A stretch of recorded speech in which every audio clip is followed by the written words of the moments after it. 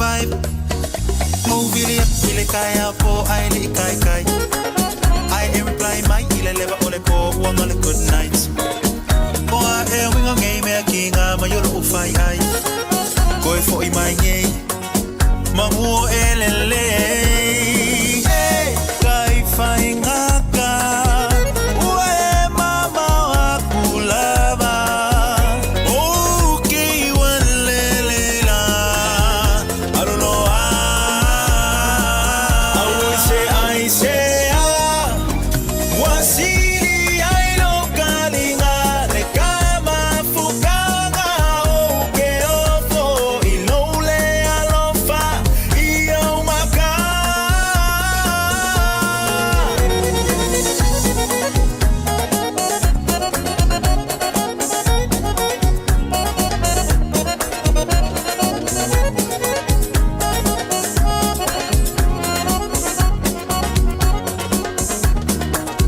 Ma if I mai ike fa amai kai mi kele if you're right. Ole mafua anga komule likeli sama omusu kele ai. Posta kuwa story nga olo maka maka ekele feel like. Find my nga ke pisi ai over ai kusunga nga ke online. Hey, kai fai nga ka. Ue mama wakulava. Okay, walele la. I don't know how.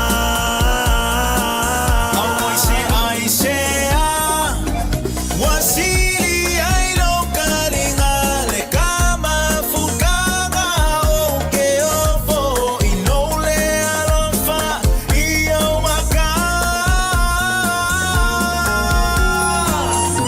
Kelisa, ofenga yelo mafofa. Ke fa yako nga yesa ofisa. O leva nga ulele yako kakfafsa nga yesi e kala mo sa o mayako la mele kupu ile vale.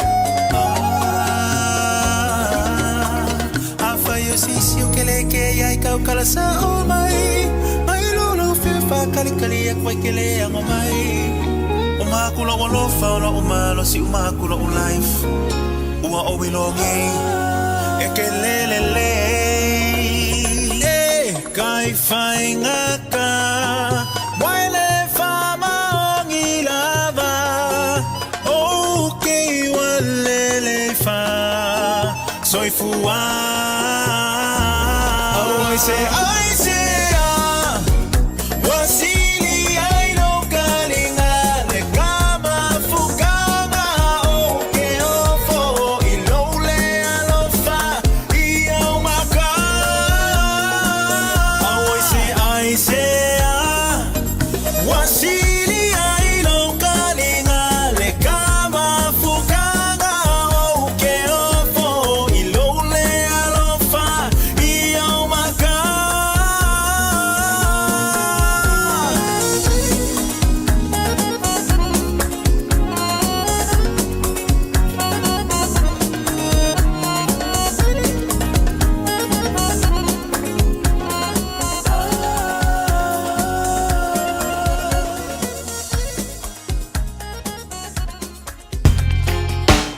Radio Samoa Tasilima Ivatolu Amo Radio Samoa. Tasilima Ivatolu Amo.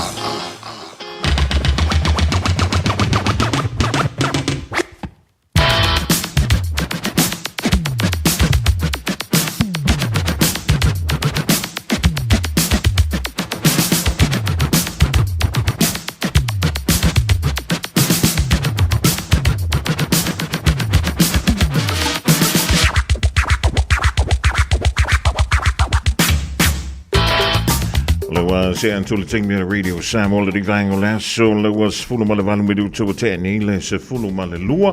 Vi føler gange til for dollar fan til for I lang vej må man lave far for gange eller jeg rolig far mal må jeg far men man må lave I så lang for lille og der bare sin i mange I afkilani som det det loyal to be to ja man to lad så langt længe med eller lov for mig længe tur der var mig an to for ja le a fa mo mo le dia so a e talo se fu do ile a mo dia o fa tau foi ia nei tu la lo to le dia so nga fu a so fu ma lu le dia si do me lu a fe lu lima Ya talo sia o le da sai o malamanuia e le fa ma tuina fo o le sa tina e le ngati tono New Zealand fa pe fo sa mo malalangi anto ya o sa mo la ua makua fai le ri fa le moi e no fo me yutan bangal nei fo ya so nga fo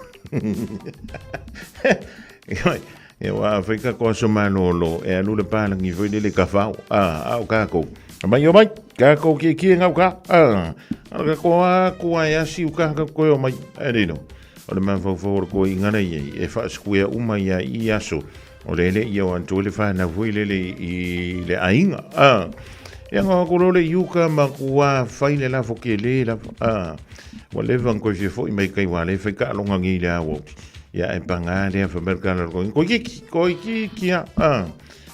fia ai fa mai se e o le polenga me le ngor me ai o la ka ya e fa vitai o le wa tai mai long to soi fu ma so man to wola e toi fi lo i fi lunga pe amba kan ngalo e ali tina le to wasa se finga sa kana le TV na family ina lo to lo fi ngalo ma lo nganga e le ngan toi le upu fola ya o lo la o tau talinga o valila ngutu o le fa fu mai no lo la wow o se vai muri omi o se vai fereki fiska ki kusinga ngamba wa kwanga e nga fa ko foi le ke songa fa ma fa inga lo ma fa le sit si dia yanga ko ko ngo foi le o le ringo le fa inga ringo wang ala sa wa ye ko i si finga sa bonga ko i fa ka si e wang ko ko ngi ko ke aga fa ko ko yo fa ye me foi le ma i la fu ke va ye ko ya ye la venga ko me foi yo ri ya me o inga fe ku ko ke mai angolonga le ia me dio ke le saui aranga wa ku inga le fole ai e o ku si fa malo lo il ka ko onga mu fole alo fa mai e vai e ringa ka ya me dia ala fu ku vai ku ya we foi vai o yo ko ringa fa ye le bele o mai il fole ai o inga fe ku ora wa leva nga ka pule ngai ka mai maskoi se i fa malo lo le onga umuringi ya sa ya wa e la onga umu ya sa ya la sa tina ya si ka fa ya si ka fa kama pa lang ye fu ka ko nga ya le ai va e le ase pa nga le melo le fole ya ma le fa ile o ku ko fa ya fa pienda ya le na fa ile tanto to na i fo ile le fa ya faila o lenga karia ma longa ia se ka ia ma longa nga yaku ia benga le fa kwa foi le fa mangu ia sa ki nga misir ke ku si misir fusi nga fa mai ia me si dia nga mangu ia la nga ma ko le ma ko il ma ko fa mo le fa ia so nga ponga nga ka ai fa vitai ia fa yo lang so fu mai be ia siu tua fa yo dai tu ma futa pe mo siu tina ya bona foi e sa mo le lo ma tu le ring tam ya mu ya e wa le tele o fa i langi le fo lango o lango ma mo ti sa ya le tu linga si a fu i sa ya ai o so ye tanto te ma tu ai me ma li fo i me ni o tina ma lo ma tu e ele ko nga no ma ku vo ile e ma kwa sa luanga me le sa tila e for ko nga no ma ku kambanga e li kai manga o se me na pa wa le me ya ma fola of king or going ya ma kwa ile le se lenga o longa fusio ya ma kwa ila o nga se va ko so ma ya ma kwa ma male ya ki o aka o langa maka ki o aka o le me na te fa ma lo ya te u tontina ya ona o to nga wenga e fa ye le aso ma le fu yaso ai vai uma lo le sautina ele transfer mai le sautina le songa fua va mo e kusanga nga le sakinga ye wa mai fo nga mo me nga special occasion me nga application ai le fa pe le le sautina e ko apply mai le songa fua va mo ele o sa mo la ko so malolo au ka ko wa ye o skalia mai New Zealand. Ele o le ko fo ika ko ngano. O longo wi. Ye si ka ko fa kali fo ile se Southina. Ile tau sanga fo pe an tanto o lia. O le masino mele un tanto ye. Ele ska ko aso manolo. Ya ka ko ye kulkuli aso manolo le ya masino. Oi. Wa uman tanto wa aso manolo. O te loa wa pisi sa mo il tapidanga fo ile le mole fono. Ale kale sifa po putonga Cristiano ilona la mua I malua ya Antonu wa tonu fu isa moni si ofenga malanga le na malanga tu ale fono sol de fu to sanga ya o se temi ya o mo mai fo ile po ani mata upu ya awale long pu ile el pa ia mal manual ta tu tunu ya Antonu e fa penga o le wo pongi sa tanto ina ifia Amerika ya o Hawaii ya Amerika Samoa o le tu wa South Inale ya e a se upu fola ringi ya woli po ana leilani taiau ya te utou ina I pango nga I whanga kongo pe wha iai no oli I hoi talo sia o nei te mana tua le upu fola ai le a se si wha upunga foilele whai mai e sili antu nei lo wha upunga le wha pea wha mai o le tina e sili lo tau nei lo le penina ia ona whai mai lo la ia leo le tala ala le me tanga ta ai tina nai lo le pe ni na le pe nginga su nga ka ioi e kere me su nga ka ko e ka nga ka ia langa vui ese tina umala e le nganta ese ia le la le ma le tau ma tango fi ese foi ia ko nga oke nga fe ho I mo ko o sidame ngauka kia kwa foi le to out kau kau slow down mai le oke o le la malulu mai le down ya tele o tinale ma futa mai le tanto polokalam tinala iti tina fiololo tina matutua tina pensione ia tina foi tingana matutua ana fia light ele avaina o le mentao fo mai sio kinga ya la ufiti e fa longo ko lo ko mangumi ia nga ka ngolo le kurimi apa wa mele ka fa le kongo o sio kinga ya la ufiti ia o nga yonga awa io il so nga fa wa ya sola ia o sio tinala ya pe o te fa feta o le ku fa longo e kusa le ya la man lo sim sio tinaya fan e usuma ya la we I mangeli Finganga ka ngofo mbonga ki ai e nguki mayala we mangile ya so umba ya le vaina le fanga inga for nga ka ko ka ina de te ko disqualified ka ko ka ise finga malo o lo mane ni ya tantu tama o mai ya la tu stupe el melele il to ina le sa fa put ilana la volinga unga la fa ponga voile pa ponga lo ia foi le nga ia ka ise la ka e o riskeria nga ka ko le ku pa ka ma e fa le ngo ia a le pesere dai na mo o lo marco in ke ro sa ameriki vai ngo la so la ko su ele o pepe e eu fa mai se ku ia le fa ngo le vai a son tene oi ma se eu fa mai se antu il a un tempo ai ale au te sol fa nua for crusaders mali lie wa paula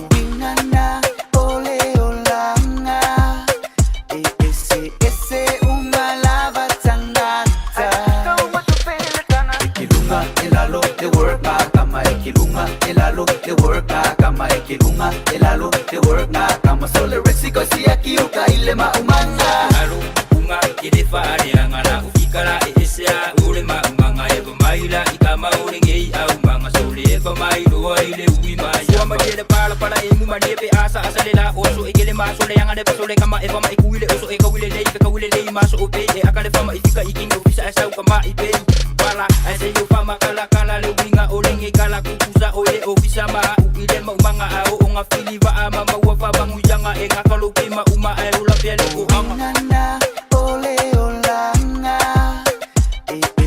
ese una lava tangata kilunga elalo te work na kama kilunga elalo te work na kama kilunga elalo te work na kama sole resiko si aquí o kaile ma umanga alo unga ele fa ale angala ufikara esa ule ma umanga e go maila ikama ule gei au manga sole va mai do ile ui ma yama isape faima umanga kausi ainga pe ola maka ase koe fa alongo mai kama e ako mai papunga ma pa ufanga ugo sili fa afe ange ule ma umanga ua eke ingo eke ui pala eke po ia e choile olanga kilunga elalo te work na kama kilunga elalo te work na kama kilunga elalo te work na kama sole resiko si aquí o kaile ma umanga aloka amua mo mai mare pua salua ole umufa akali le malanga alaba makuweka maise au paka wa uli paru sami headshot ile tua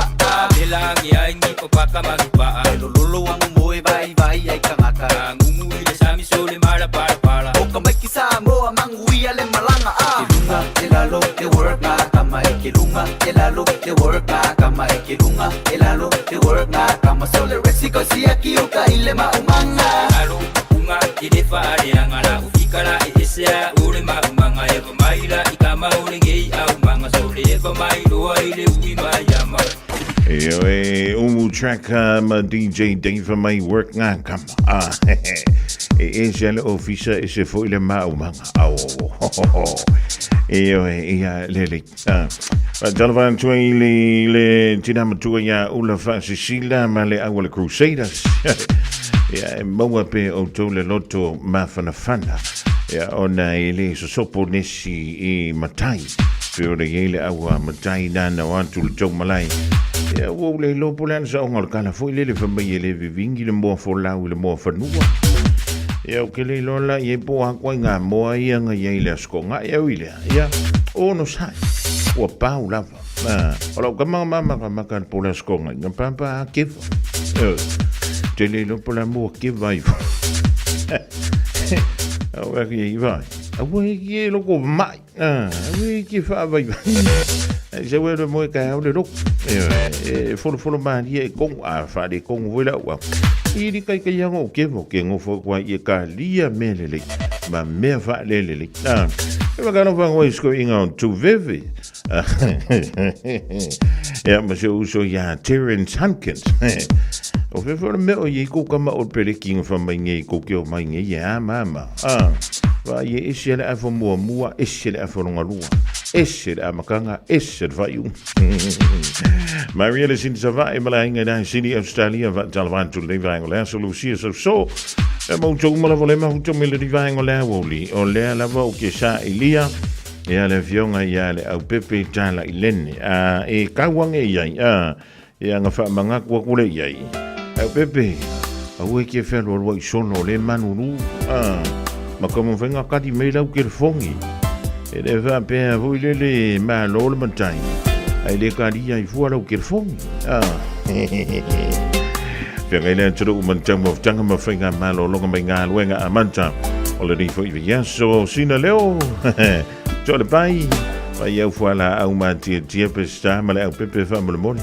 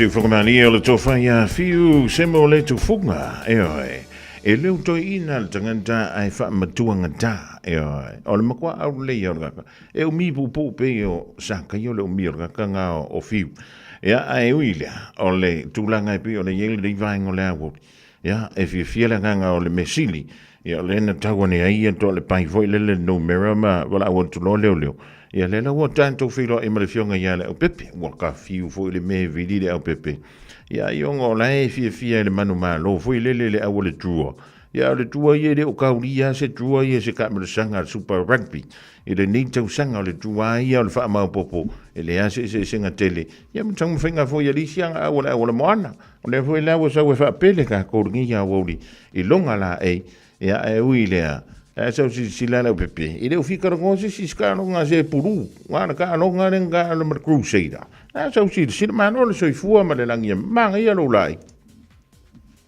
te vai atua ele anga e mo e fisili pena mai la sautina awa e anga e talonga io ia ele a faina te lo se fifianga telefone la auto tap pua le tau sao mai la aufentana atol paima ya ma va ma na uli ya una vinga matwale le ala se mother's day ala chiche sol for nual milena in el weekend ole men tonuale ja wole tau sami maloi mata malingi ya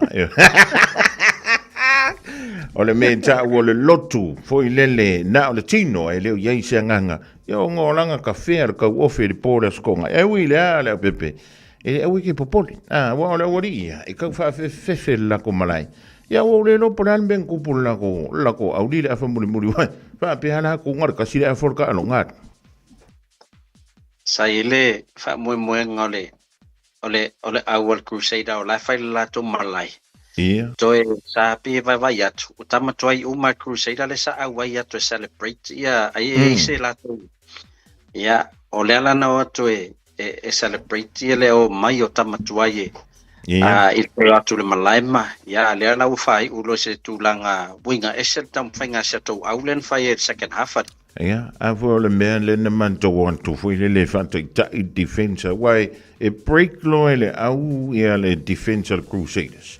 Ia ina na te lo ai fo le le ava no e tauna fatino. Peila e ula la wali isi mako kamo Mackenzie foi le taxi mai le si ku waku le si ku maleleiro. Ola e su e Mackenzie pe fa pe I mela o kamo rei hana malanga mingoi le afa muni. Me va ta yese. O tau whataitai le awal moana, le whaingol mel na. Wal moana le na watu la lo whaatino le whaingole. O toi ngā back le na. Ia. Ta maui le al whalau muti. Ia na whaftai o maua se tau malo vo yo no tau whataitai vo I tau whaingal moana le na whailalo. Io menga ngale whaka aloa I la whambo mua au konga. Whambo mua ka miksa mo.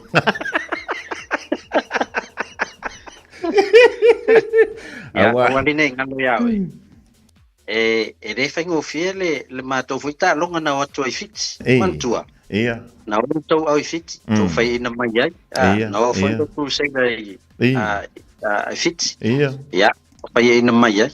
Ia, ele whapela e whaingo fie le malanga ai fiti. Ia, le whau atu se matou au. Sorry. Ya, laki pe le ni maraste ya ale awa fiti a to langa le nei le final mato plus. Ale pa le me laki le malanga tol to mua. Le afa le awa le drua la vevea lua. E lo lotu mala uta po e tu.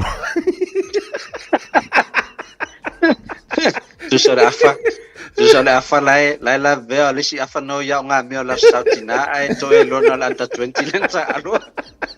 Ia, e pio le mea ngā rewa ko ako e wha petua ni ai ka ko e whaka watina ai ko e leo pepe malanga ia sei fia ko ngai fiki wa le whunga o ki mua ia e wile ia malo o le mea taua wa tātou wau lia maile ni ia vai a sofo ia ua mahe a fui leo sautina lato ia mamua mai unga o tālonga ia le wake ia wale fia kalonga me misia wari le nga kele mai kalarwea suki ngi ili reo pepe ia ele ngata laile el telo tala la wolina wa tasel agla le manna o sa tu top 6 ya na ele manna o sa tu mona male plus pero au ya la fa meia wolina ya ole mai ta wat ya ola wolonga lima mato lona ono le Keynes lona fitul mona ya la soto nei ya la loi po yo le plus mal mona la telelo na no tu mau tono le ole top 6 italonga le la faila sto nei no fapa. Ya, no inga matuai whaatu mulia wala utapa ayu mau kilan.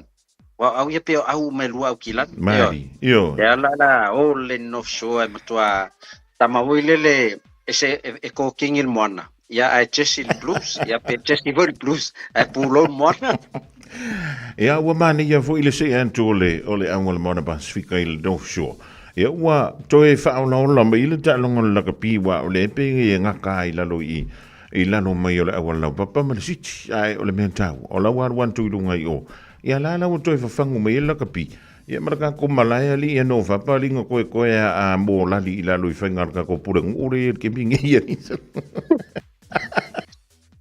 o matua mana ia wao ngā fui la le whai o talonga le moana ia wai sea tatu wa ngā I lunga yo ia le vai ia tuai mo ia le pisite pe luas furu lusu minute e al wato ta vale pe ai o sole west ya la sto na ya ale pisi fo ya la wala pap ya e pena le dos min te malangai ya taton ya la sto na ya la to tele la to e nga ya to mat ai la le to pangari po le voto malo lo fo ni ya le si le fia le pepe e ave al fa lo a u mai matai yo e pe fo na fio me le tlenga ya tolong tawa Paua leo le matai o lai tia il tina I Samoa. Ia I se I sau fo I siaki lon soi fo maloloina. Ia o a marka maa leo pepe.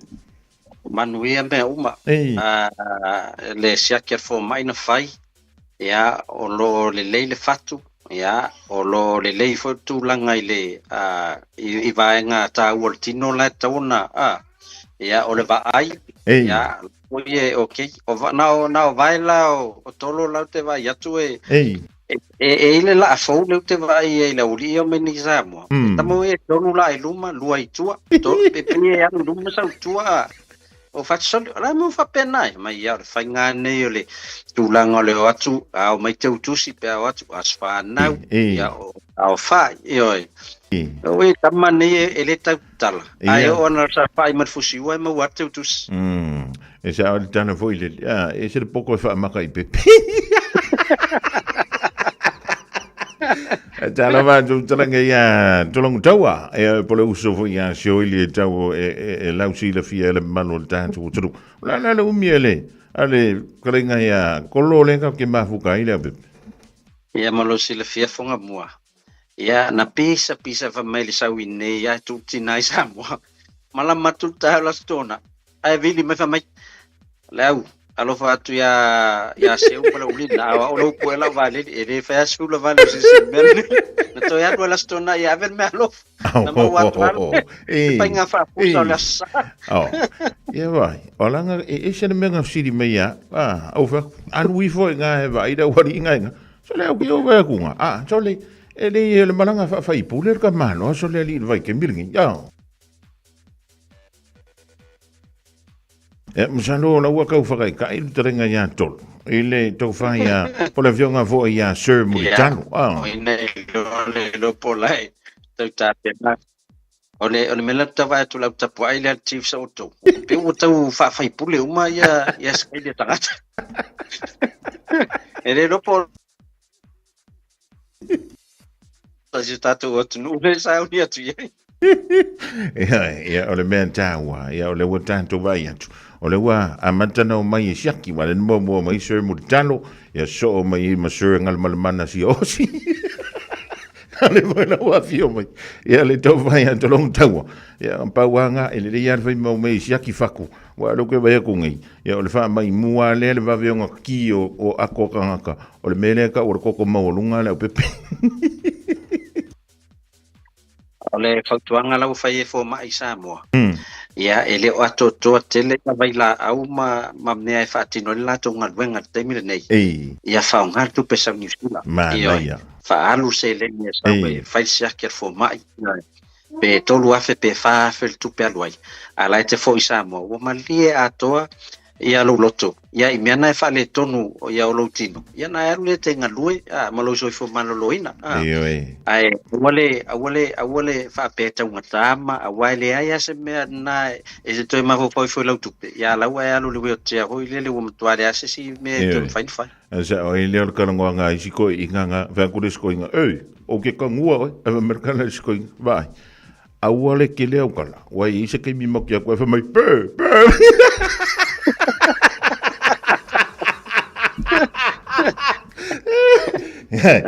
ia waka ko kala ngo voi mengi ko ingale pepe ia fa pe ngare fa so mo me for the pop e ave lunga mai o ila loku ia kafa ia kala ngar ko inga ona fa ko victory o ke kango o marco so fa inga fa merkana le ulanga va o e yere ki mo ke la ko mai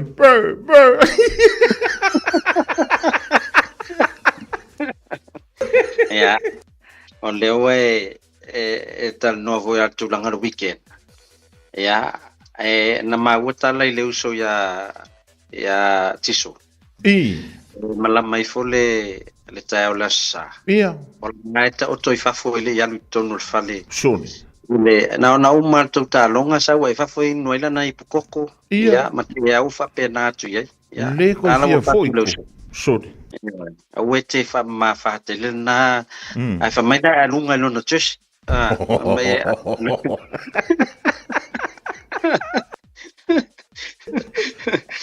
ya kia wa tarsina to ele o mawal fulu le so le tapenanga la satina wa fa mai ia sion fatu e tana mel faito avoi le le la alunga tu don chesi kuseida ya o malulu wata ya na watu le fai sau tonu ta penalty ma tu la masa ya awol lok ke le fa verbale o e di taison io e ma io ai la uli la telo la fier te minne warta to se i voile mother style na failas farili foding mai la to ia sa fa ngar click x e la foi top up ia to la foi se le a ngai o i telefon ti sali sa mo mai se tu no Pacifica o tatou le numero mua lena manu malo tatou telefoni leo le S25 Ultra tamale ova malua fetau fongamua o le seleni sa lafo i le fitulua iva ono fatolu lima a le account la tangata le ClickX o le alu le ingo amatanga autofunga e whafungfung mai ia o lau seleni le na lafo i le aso tōna i le aso tolu o me ia leo whamanui nai o e le tātou telefoni fau lea e foi la tangata sa whaonga le ClickX mai au sa tālia ia la foi foli seleni i le fitulu ono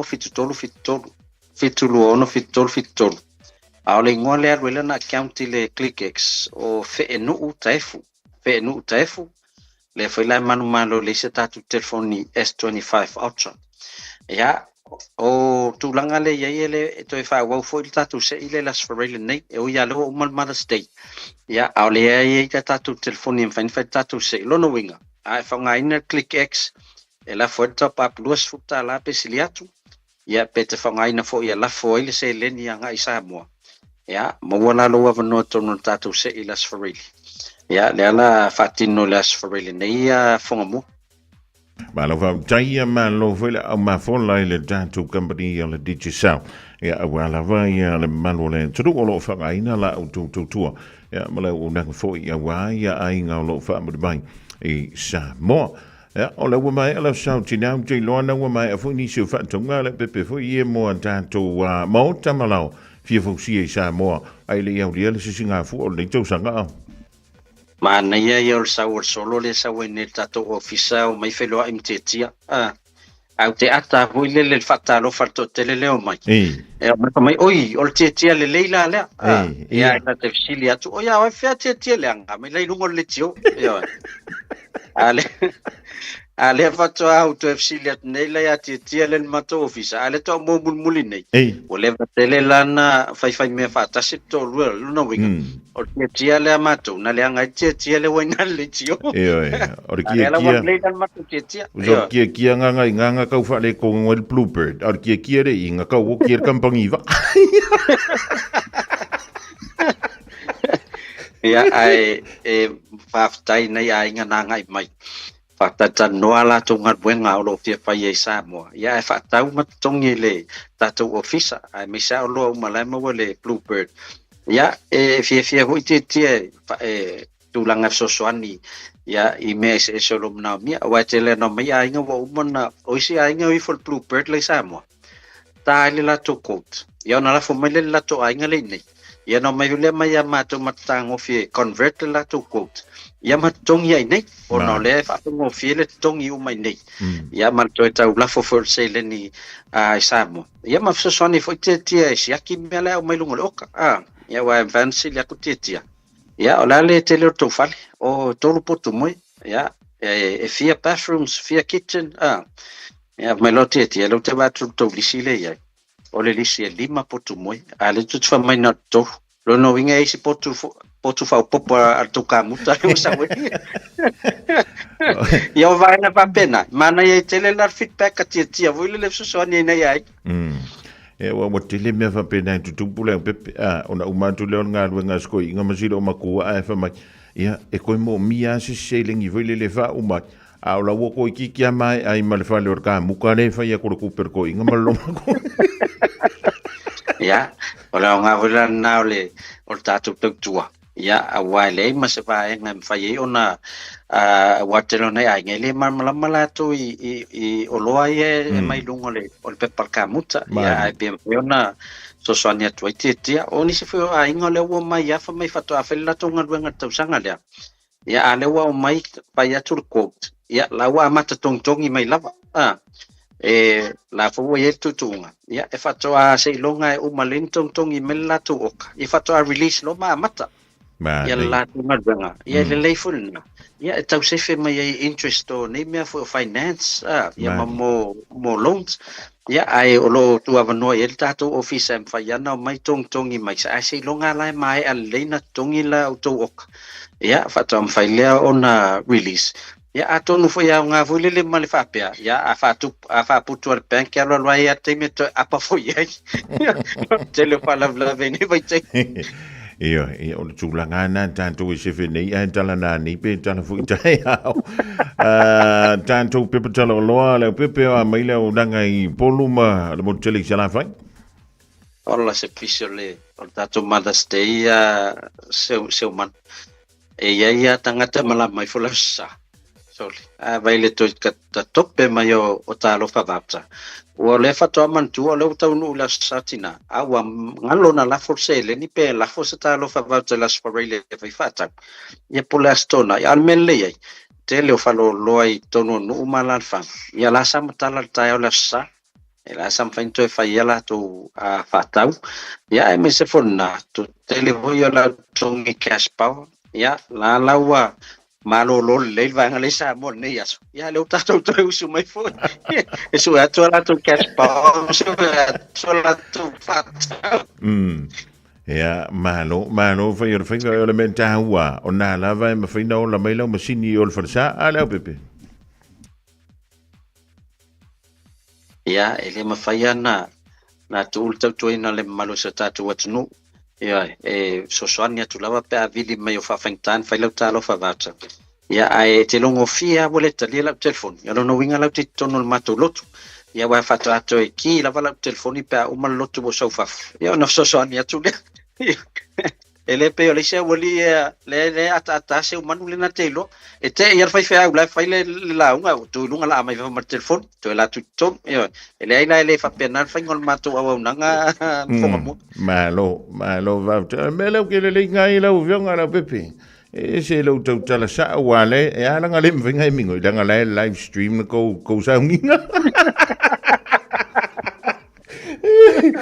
Ja, malo va taina fa so le divang ola wodi ni te we si vanga ta we te fia sound o yele o hele tanu wherever I want to le manole tu ya le non fia fam na tu lava fo I se mato maftanga le al scopa ya po tamam teine tuaia kolisio Samoa ya el tato fontanga ile aso sa so lus ful limon masinal nei ya le fa al moto Samoa ile afia fi le tao le ono le afia ya el tato fono mo ne te usanga ya e tato te sai le ko il to family tanga ya po ani ngadwenga tawon fatino ne te usanga wa tato community ya me se foi le tato wa onga lo fa peona ya isa mo peona ya tato ngadwenga fa tausanga ya le tausanga tua isu umole tato skopa New Zealand ia se mantua I fol tato fontanga mo nei tausanga aso sale aso lusful limon masinal nei ia I leono le fiafi I le moto sa mo mangele ia o la ta pena fo il tato committee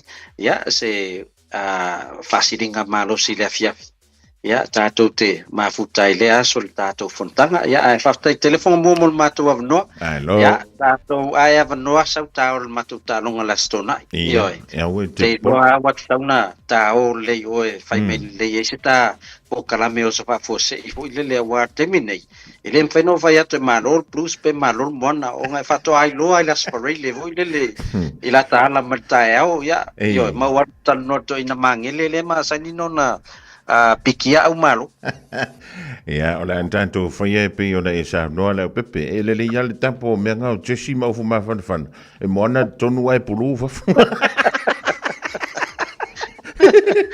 ai mo ye tele la singo to le ya so ngofua ya tanto to fi lo I stem yo mo ja faftai so for ma ya ma we le jonga ya le pepe tala lene le pulo le to la danga le TL marketing ya va before ile digital ya anto ai mal tanto pepe tala no na le talo for voucher molo tanto o tono New Zealand ya malela rolangi anto ai so se tu no fai o fa to wina ile pepe tala o lo le talo for voucher ya ai pikio ai ngai polo bo se va I foi ya o lo I fa o lo ai pi o ne ya Tasilima I Vatolu Amo Radio Samoa.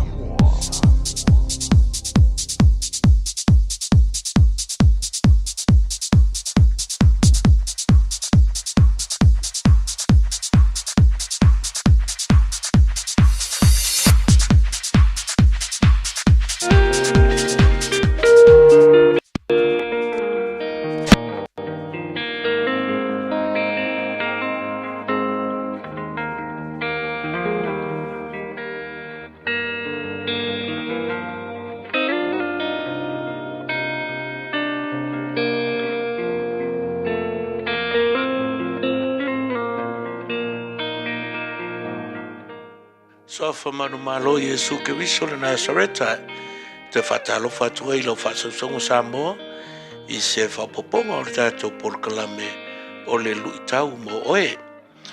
I le rei vai angar fa poponga o tato por kalame fia faitau ina ai le kolose tolu a lona fai upo i luas funu ma le tolu tu se le apostolo Paulo i le kari se i kolose lona mta upo e tolu al fai upo i luas funu ma le tolu.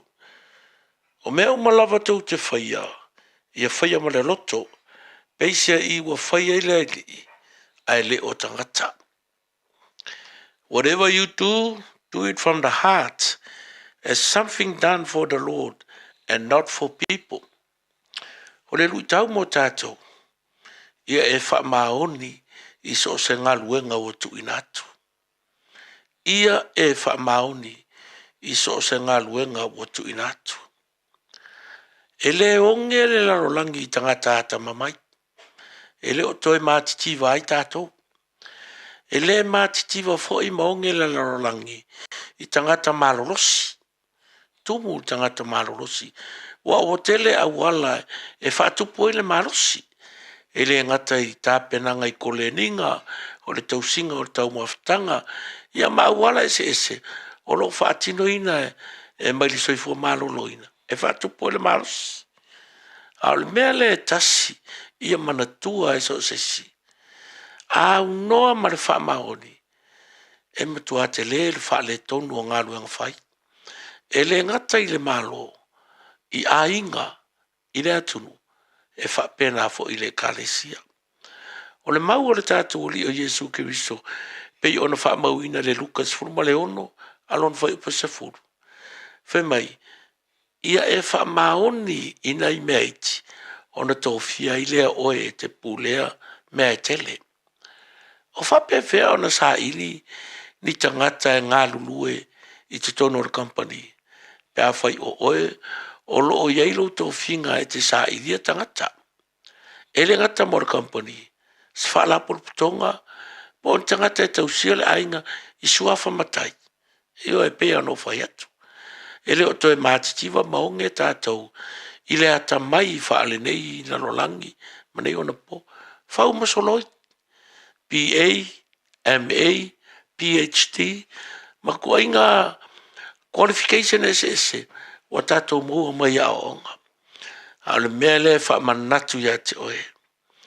A whai e te tautua i le atua, a e te wha atumutumu lima, e te wha paie, ma fe alo fai ma e seu masalo e le ma faina manuia le kalesia le atua e fa pena foi i to tono lo ainga i to tono le atunu ma so se ngā luenga o tu inatu ya te oe mo le nei aso le ala ngā luenga o fo inatu pe te le pela titi pe mama pe palpala pe fai le luma o le vainga tangata pe te fai e leilo atu mea whaasirisiri ma le whataua ia whaia ma le whamaoni. Whamanuia le tua ia te oe, tiu te mwhaiva ma lava singa uma o le nei aso. Mano le soafa Yesu. Amen.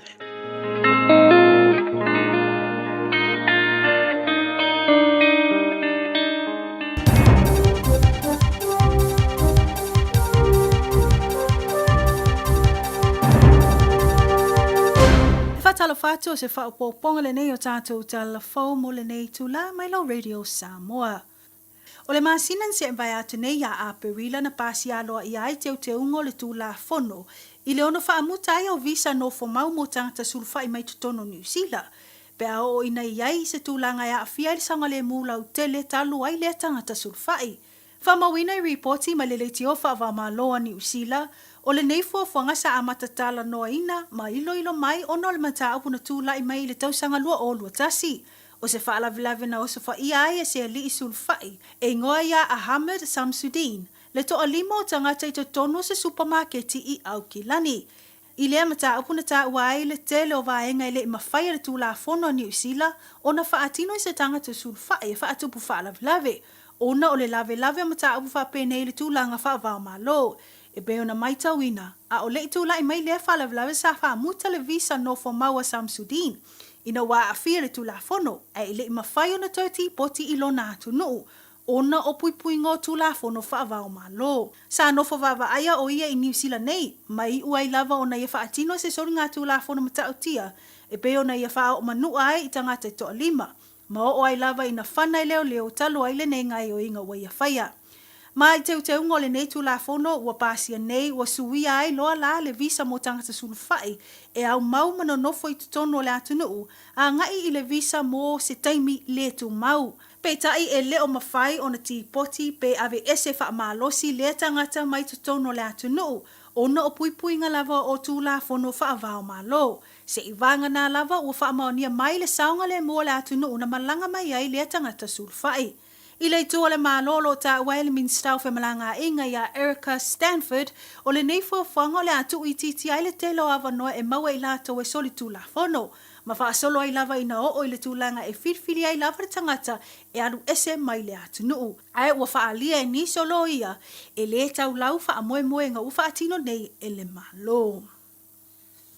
Ua whamaunia mai i reporti le maua ai o se to atasi le whaamai o le misela i tutono au kilani nei. Ma ua whamauina ai le tuina mai o whautuanga le au nanga o le soifua maloloina. Reporti ma le Radio New Zealand po le leti o whaava malo New Zealand e to atasi ua afia ma ua whamauina o se tasi o sui o le au vaa o le vaa lau pase se ala Fullers 360. Ta ua o le nei tangata whaato a foi mai i sana malanga sa alu i le atu a sia. Ma i lalia e ai o le nei mata upu u whailoa whalaua i tele mai ai le soifua maloloina i tu umananga i ai le o lo o afia mo le sila fia o tangata lau tele. Ina ia mauti noa le whaatino ai o nisiaki wha le soifua maloloina. Whamauina o le nei tangata saanga i atu i le whale o loa po le supermarket o le Woolworths i Calston o lungo le vaa o Fullers 360 ma le nofoanga e pakaita a vale ale customs i le taulanga i aukilani nei. Ua tu ina mai fo i la whautuanga whalau e tele ai mesi o lapta inga ale soifua maloloina mo tangata na iai i nei nofoanga wata ua ina ia whaia loa ni siaki ma a whai ua iai ni aunga walia e le maua le wha maere misela ina ia nofo le le whale a ia awa nei nofo le lata i ona tau ainga mai le mamai. Whamanatu foile au nanga le te leo lava noa e vawe a awhia ai loutua oi pe a whapea o ua e a awhia. Mai ono o ai lava se tūlanga wha le tonu pe a le tong fitia le lei. Ua iai foi popolenga i le pauma o lalo ai o le numero tangata ua whai o lato tui pui talu mai le vai tau o le COVID-19 mare iwa. Mai ono vawe ai lava o na maua ma a awhia i le atunu atoa i se tūlanga o le sa sauwha awhia o le wha mai i le atunu. Ta awe reporti le ngā lulue ai o le Auckland Transport. Ma le soifua maloloina e mātai tuwina le lei tangata whamlanga ai. A wā le soifua maloloina le lei o le lautele. Inisha tala wā mata nei lo i longa le malo ta wala mai le mtanga luenga o a onga. I le ono tau fia ai o whana wā onga e lalo se fulu ono tau sanga le mātutua. Ma le whaunga ina upenga ta whailangi le social media. O le nei mata upuna a matatala no ina ua whaaulu atu e se sui whaipule ma le National ia Catherine Webb se pili tau whaofe tapu wai whanau a onga i lalo le sefulu ono tau sanga le mātutua. Ma le whaunga ina o nei o walofiso ta inga. Whaopopo iai e te tau o na ieni au wala e mātai tuina ai tau sanga o tūpulanga e resi tala mo upenga ta whailangi nei. Ma ia whaia fo ini whaasalanga mo e le mulimuita ia nei a ia inga. O lo iluma nei mo le whaapalo te ino le nei pili, a e le o mauti no le ono tala no ina ma whaia e o ni whetuwha inga a le pale mene. Ta oe reporti ma le News Talk ZB e le o talia e le vaiang whaopwhai o le act le nei fuafuanga o le lātova ai, o le asolia le māloa i atatau o le tangata, ma e iai lo lātou taitonunga e iai lape o le nei fuafuanga.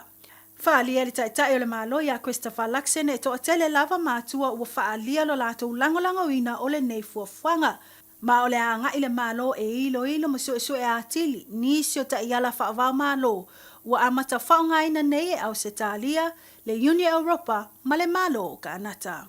Mai tala i talonga ua sola mai nei le au e lalo le se luas fulu tau sanga le mātutua le atu nuu ma le siampini o le tamere sanga le taalonga la kapi, mo le nei tau sanga ina ua manu malo le awa New Zealand i le awa Afrika i saute i aia fastful valu i le fastful 5.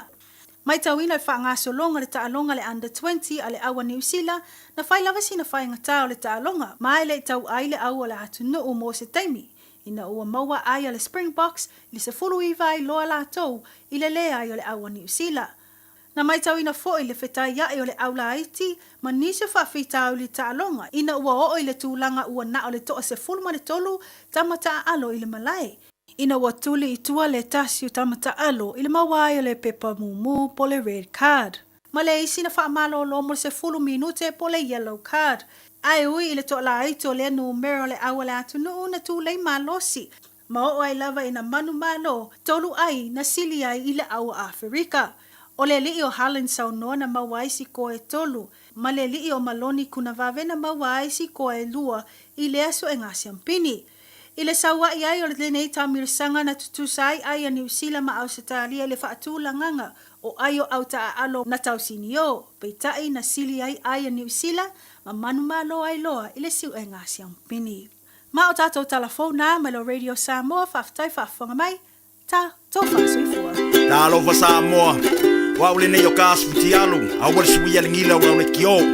A eva mai i le se furu lima iwa kolu, a mo, Radio Samoa, vevela a. Se savini angi mai ta umai. Oh no. Fiu e tafono ai e tele la mona mai. Oh no. No fight tili me ane yengo ngolo mai. Oh no. Oh no. E a fua mai maunga me sa o falongo ai. E a fua mai fo I maunga le pule la o ai. Ai a fua me o le bele mena o momo o ai. E peo fisanga o le savili ma mea e tutupu ai. A o le alofa na o alofa nei. A wa ele ai la vasesu tu salilo la le lei. Le la au tu tasi pe o le funga arasi wa ma e o le matalasi o yo ta o wa tasi. O le wala fo ina lo manongi baby. Wa ta suwe ni manu fe ai fo le mili wa wango tolo la o mai le pongi sa wa ta ufi e ma fo le lei ma fala. Na ofia tofu le matang o fi masalo ai wanga lo sunga le fai ngo fi wa o wi lo le nei e ai le pelu mama ai e tu fa mata la o le tu mai. Wala vai o pule o la o bele pete musu. Awa o le fua e te lulu e le to e fua mai. Le fua e te lulu e vale ai lo ulu. Se savini angi mai ta umai. Oh no.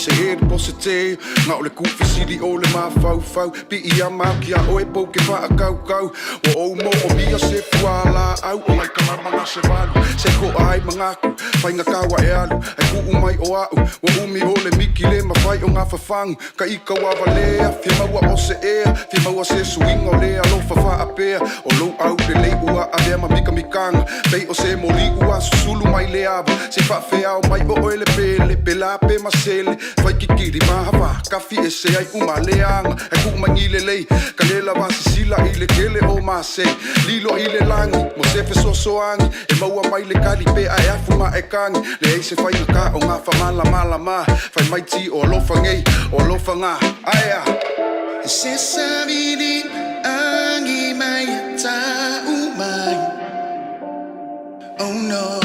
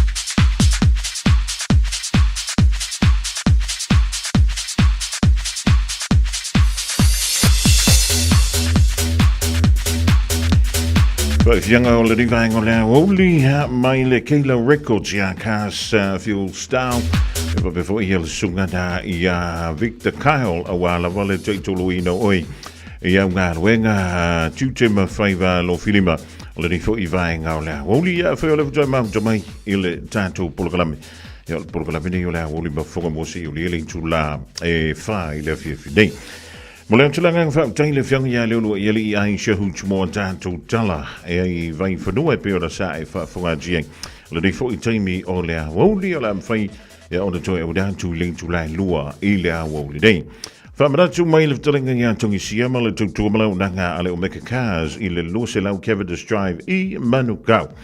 Te le mana no i mau tāwale se mawhai o na e fili mai iai tāwale la inti tāwale whio lolo ia ma le telo a tātou veni mapiki apu e whai mai ei lau filinga e mwhai o reanga i lunga o le lātou penga ta wha i langi o le omegacars.co.nz e whai mai ei lau filinga e so se tāwale na e wha na nau i ei lau lonto malau fina ngalo e mwhai whio na e wala au iei an tātou numera ia o le oiva lua fitu lima valu tasi lua oiva lua fitu lima valu tasi lua e pole olua tasi whawhitu ono lima whātasi olua tasi whawhitu ono lima whātasi e te maua i eile tau whai a tongi sia Pia Wilson i le reifo i vaenga o le asu a wā lava le whaamiliina e o le sa i linga o so sa i lana tutua e ma le lātou au nanga fōi i le neima sina o me o iwa lua fitu lima valu tasi lua e pole olua tasi whawhitu ono lima whātasi olua tasi whawhitu ono lima whātasi o le numera na e te maua i eile tō whaia tongisia ma le unanga a le Omega Cars. Radio Samoa. Taslima Ivatolu. Amo.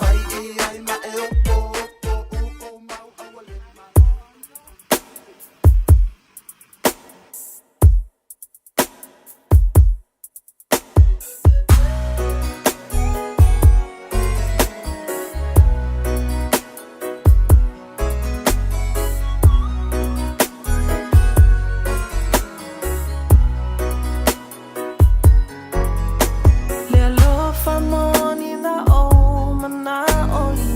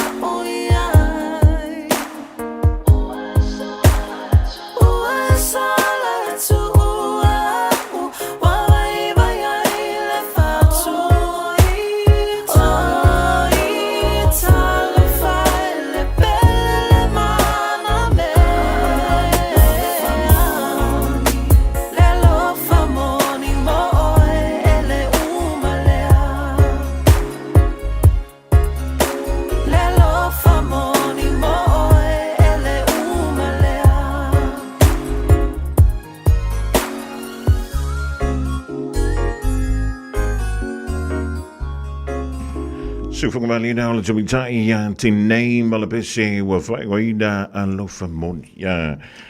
Vai joyful tato polgame fa solo divine la woli finger ila to bagar wenga tutu ma faiva lo filima e le fa malo le sa mai le fio anga o manase e hai mo ia o ko ngai fa sanga I mole mena nta o le mata fanga a le fa ngota ia o le au pole pena pole fa malu e vo le vai ngole woli ya yuli entertaito ya fa telefon to ina ile ya foi il au nanga na le afo Tanu Beach Falls telefon toi le fionga ya taito ya polo telenga ya vai o manatua pe au fala au siu ka mafo what if you malo ai kango pe oi ya me ka fa nga pe fala au mafo tuanga di menta mai tai for mai pe ona tu ina tu fa telefon ya le tina ya lo salia ma pali sinale ma futo malere ya woli ena faiva ainga mai nai lower hat le ma futo mele tatu tutua le SK crates casiano sanelle ma lo fenga winga maloli le faio le faiva e malo vole tava fa a miu te lea mai me le pone Australia o tema ni wia pe foi sa longo ali ya ana o le fa tasi mai nai Seattle Washington e America. Ja, aga ko voi ka no e se uma leia kuanga ko wakuri. Langa fa kula ukana malo wa lofa ina muti vale. Langa u te lofa te le si va enga len te tele mai ala tu tala. Fa mai ole mlea. Il va son sing va tene. Ya mi se level sunga la ya taito taloto. Yo te le lo. Ia pena sau ia lo ia le tani ngā sua fo lo sau tina. Ia iwa o ona umana tau.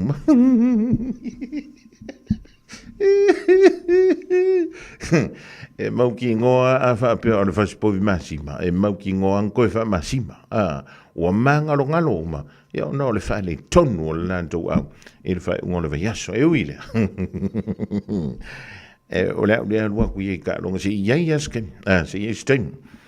Ai ua e se le fia e ye le fa ma yo ti va ver le mo ye le vai temble ding ua fa ngoina o le silent killer ia po le fa ma yo ti file mua le ama se pisa fa mai le fa ma dan tu le tu vai tau tu ai lungai fa mai o le toto mawalunga o se tasi lea o fa mai o lo o matua I pepesi e le nganta I tono New Zealand ai o le lano langi antoa o le whautuanga la le tu ina mai el soifu malolo ina I le taimine. Whamai, ua ta tawana e anu erwa I le whamai, pe a e whaarongantu I lau tino, ia ua yeiso na suinga foilele.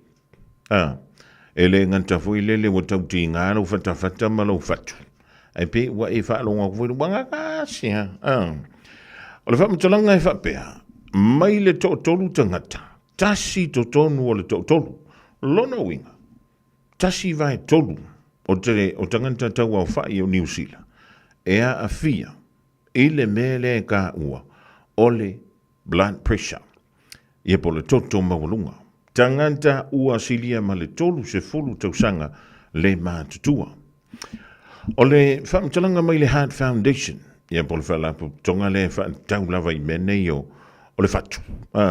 O lo whapea mai ai. E o antu le tolu se lau limas furuafe, ne au whai, au tangata nu o New Zealand, lātou te leo silafia, pe lātou te leo iloa, ea a fia le mele o le toto mawalunga.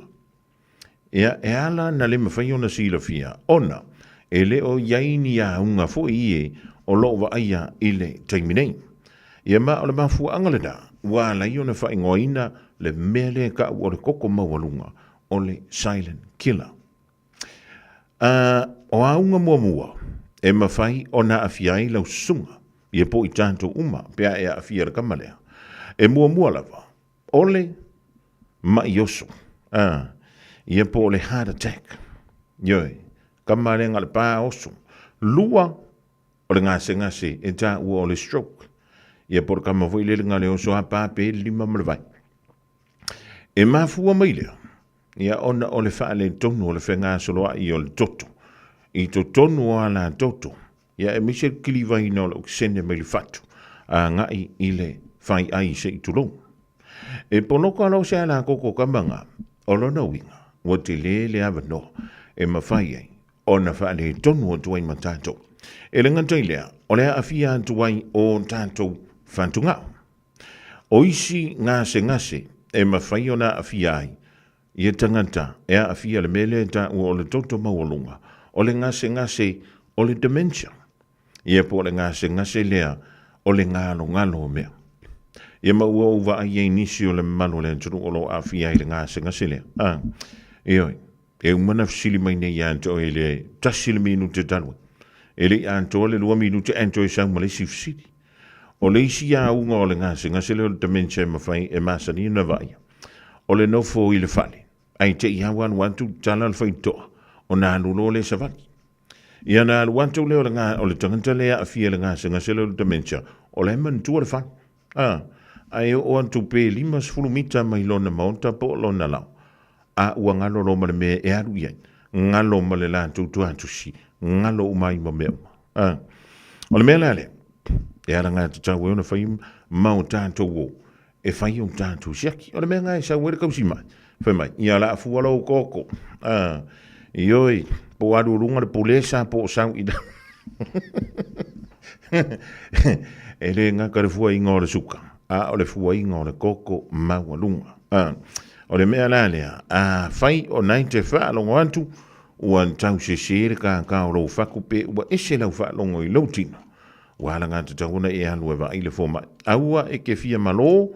Aua e ke fia kama.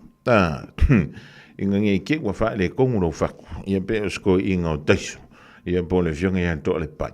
Ia o le lavanga whaale kongu whaakasi mai o la koko. Ia mse usofo ia su a whai a lang. O le mafuta mai nei au kilani sifu. O le au whai jesi ia. Ua lewa na te tau. O na ave e tau whaale le. Ia wafo le tau sanga fok. E wale o tawa wa ai atuna wa. Ia e ke le ar whaale kongu ringi kau sanga. Ua tau te fia malo. So se kanga kai fia malo e ua le vai. Ia mai a o ina vai. Ia ua tātou whaakud pai atu no iai. Ia o stasi nao vaenga. Ia a whio e whaalonga tulu ni vaenga lau. O le simea. E maa fua i le mea leo leo lunga koko mauru. O le ofa le popoli. O yeise mea o e popole iai. E yeise whaala walawe walonga tu e watata vale i lava lau fatu. E yeise sao ngā mea. O ngaiwa mamafa ku i lau mafaufa. O isi nā mafuanga.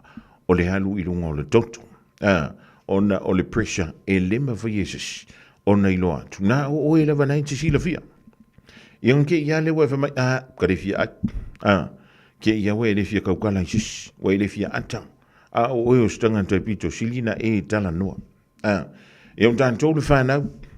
Ia mata i tū winga le toi na mare lo matua. E lua me i ka ile kūpao ka mā.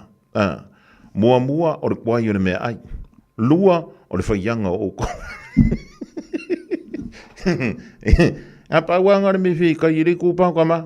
Mua o le fia kausami au kwai le kuka. Lua o le whaianga kero ka kou ie fiu ko inga whakatkari merkawa. Ia la e kou ke ngofo. Ia, nei vaenga nei tanti antu i au tafa. Ua e whaalonga tu le nei aso. Ua yeise mea o ma mawhai lau mawhau. Alu e vaire foma. O la vo i o ma au nanga.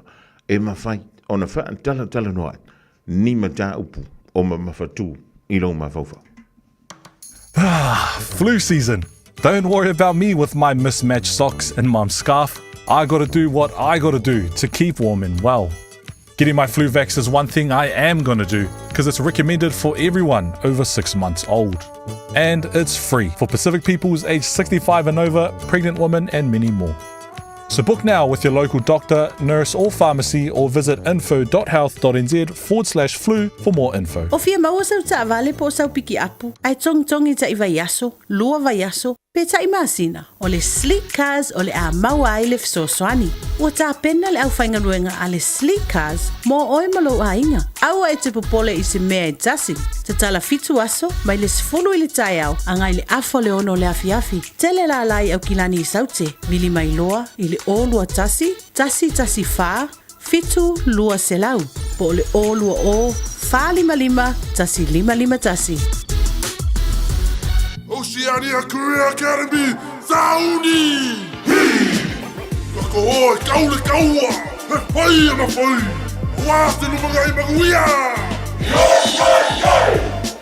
A whaia sa ili sela asanga fau moe, a waloe te no whai. O le OCA e au tawina ai o e imtata e sese. Maua visenga fau fale, vali fale, palasa, male soifua maloloina. O le nei avanoa e anga wa ai tangata no whamau masiti seni New Zealand o loo halala I au kilani. Le sitala nei loa I le OCA, I le go.oca.nz/apply, po le vili mai I le o varselau ono lua lua valo fitu tasi. O varselau ono lua lua valo fitu tasi. Talofa Samoa, o Atish Narayan, o le Licensed Immigration Advisor mo le Auckland South Immigration Consultants. E visosoani mo so se tu ai ngā visa e malanga mai New Zealand po Australia. Telefoni mai nei loa I le o valu o tasi ono valu fa fitulua. Po le olua tasi ono valu fitulua tolu o.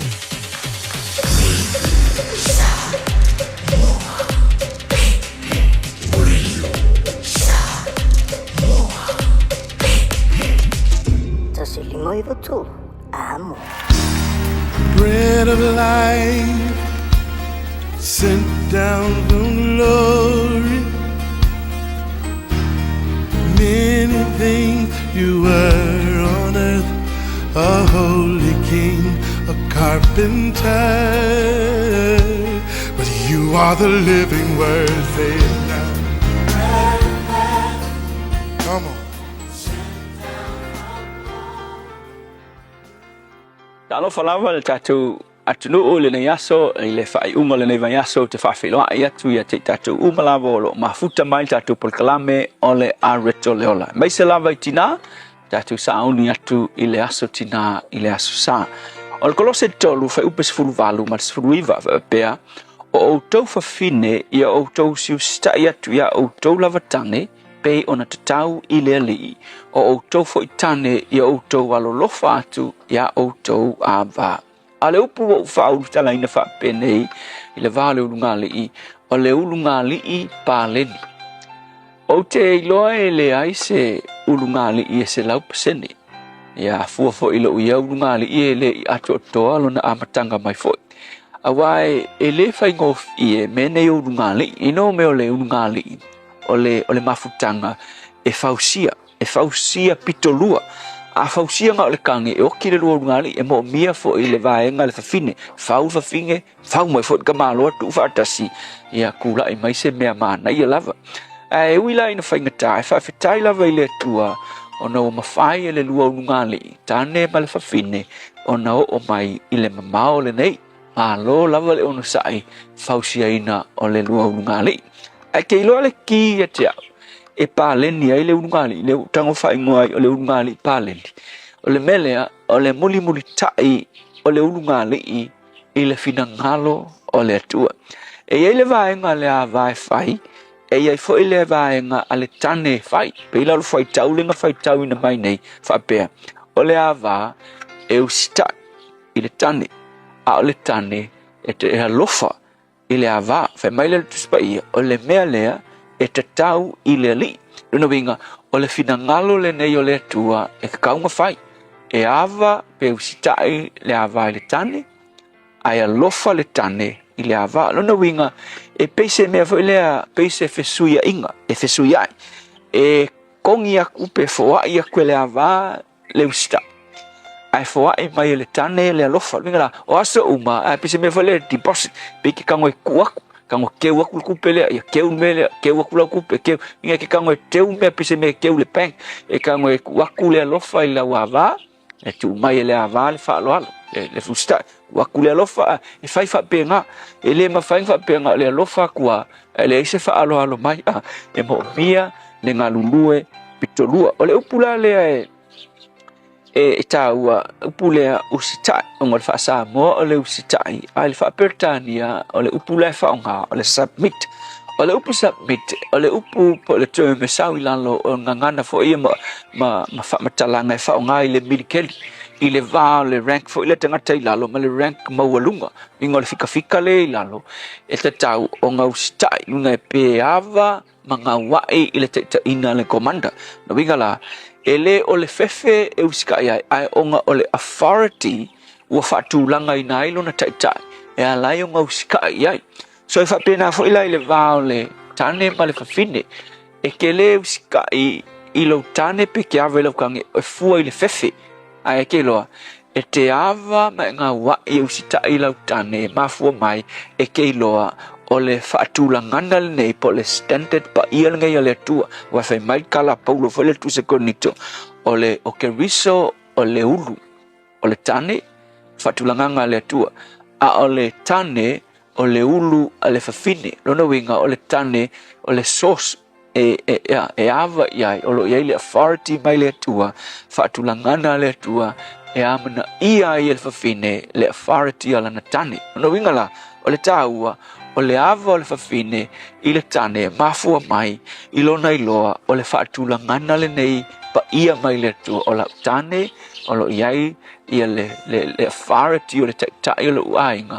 o ke ava ia ke ava la le fafine i le tane e o komeki fo o na lofa mai le tane i le fafine e fapenga fo ila i le tane o le tane fai madkala tusi paulo ia lofa le tane i le ava faapei o ke riso o na lofa i lana e kalesia le maualunga o le lofa o Yesu le kalesia nga mariu a Yesu mo le kalesia e tau mai ai le tane ia fapenga le lofa fa sacrifice e ke alofa ai i la wava ia sili lo alofa i la wava ai lo alofa i sei sia kanga kaola lolangi ngai e maualunga lo alofa i la wava na i loo tangata umalava wingala o le kiri ngai a e whaakingo inga le tane lo alofa fa sacrifice i la wava e o komeki fo o na fiki mai le whaaloalo a le ava i te oe so o ungali i laso ngai ungali paleni tabam le tina a kongolo o lua misa so mafua mai ngai piko kasi le mea ngai alofa lesi ai le ava lesi po ava fo lesi ai le olofa lesi ia mo le nei aso tina ia fai mafa manuyanga ia avea fo le nei aso tina e fa manuia twile datu por kalambe le nei ole a reto le ola tina malava ia walo atu ele fa manatuina o lo o te waso mai le por kalame ole a reto le ola o te fa manuia twile mai se fo isio to lua daisy la fa ele fa manuia tu le aso tina itina malava o lo tatu tunu manuia le aso tina ele swafa Yesu fa Yesu fa manuia tina malava sa moa ai mai se o le lalolangi atoa vi ia o Yesu amen.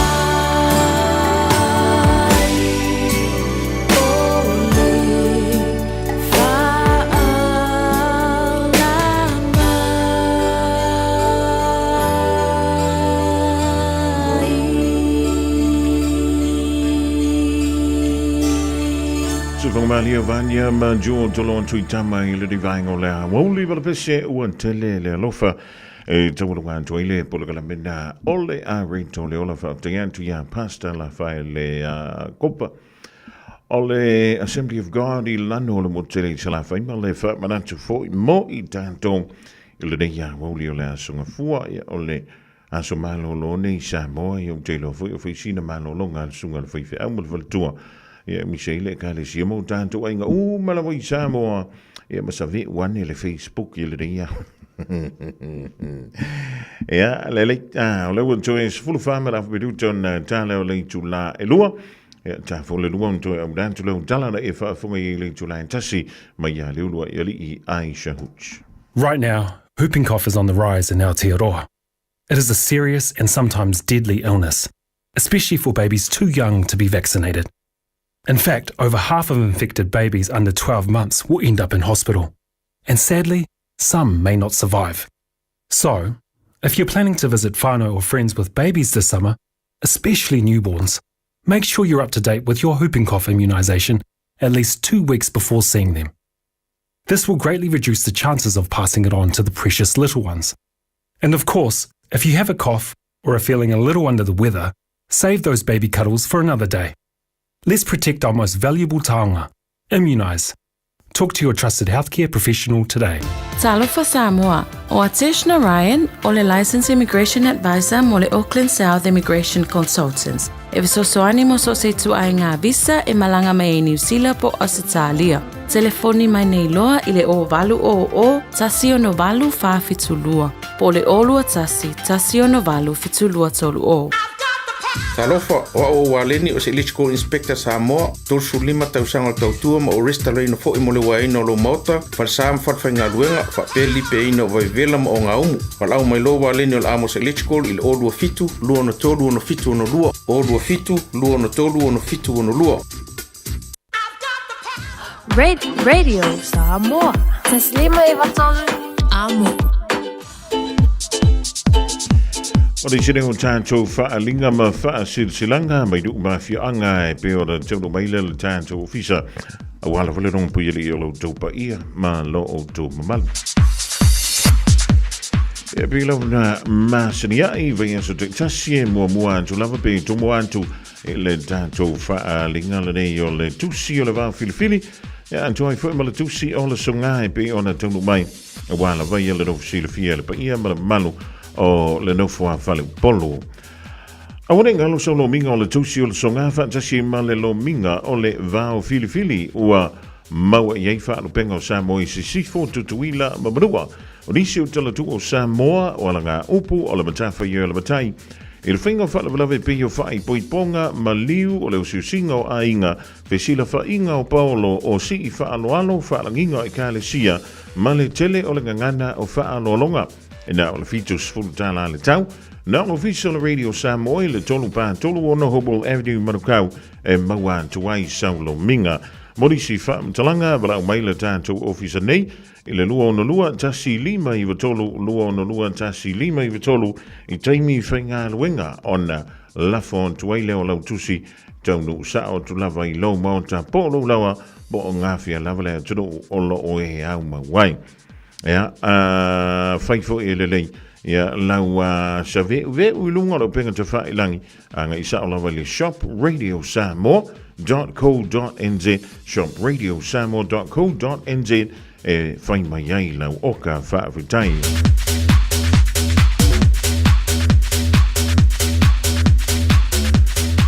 O lengsia tātou whaalinga ma le whianga o sa punawa I whalea lili. O la tau ia la au mo na la I o pa ia sau tua whawhawha Samoa mai le tai sa masamo le tui marua se ia pa ia le tai ula ula o nā whanua e le ai se vave nā te ngawha tauli maina o Sama o whainga a wā ua ta oto a o sei a mai vasa ua mai a o na tu lau pua. O le ni whaalinga e whaasino tonu si o mātou no o sāpu nawa I whale a lili a wā le pa ia I alo whanene le mamalu alo o tonto wha ma upu I le loto I whale o manu Samoa. Ai mei se sio mātou pito o piu o lo suai le swafa whaalupea. Ala la tai e mātua I le nuku, ma le mamalu I le pito a ai whaapea le lau tina lau le lei. Wa tasi nei inisi o le i mawhai pule o lo tātou nuu sa awai le tātou mafutanga mua o le au suia le tātou whonotanga i le aso mulimuli o le masino mea so tolu tasi i le afo le valu i le tai au e whaiele i le toatusi o le lua whatasi Kirkbride Road i Mangele a wale wha moe e fia whaatonu wina i le aso lua se fulu o le masino fo le masino uni lua a whelua lima ua whaatalo sanga i nai si o tātou nuu se wheso soani mo le whausiina o le whale a onga mo alo ma whanau o le tātou nuu wha mole mana tua mai saung tai ia wasa tātou wha malo stino wha taiolo se nia a morisi wha mtalanga wha so taiane ia le olu a tasi ono tolu ono wha valuiva olu a tasi ono tolu ono wha valuiva wha taiolo se nia e ali ma whipule o le whianga o sa pundawa i whalea lili.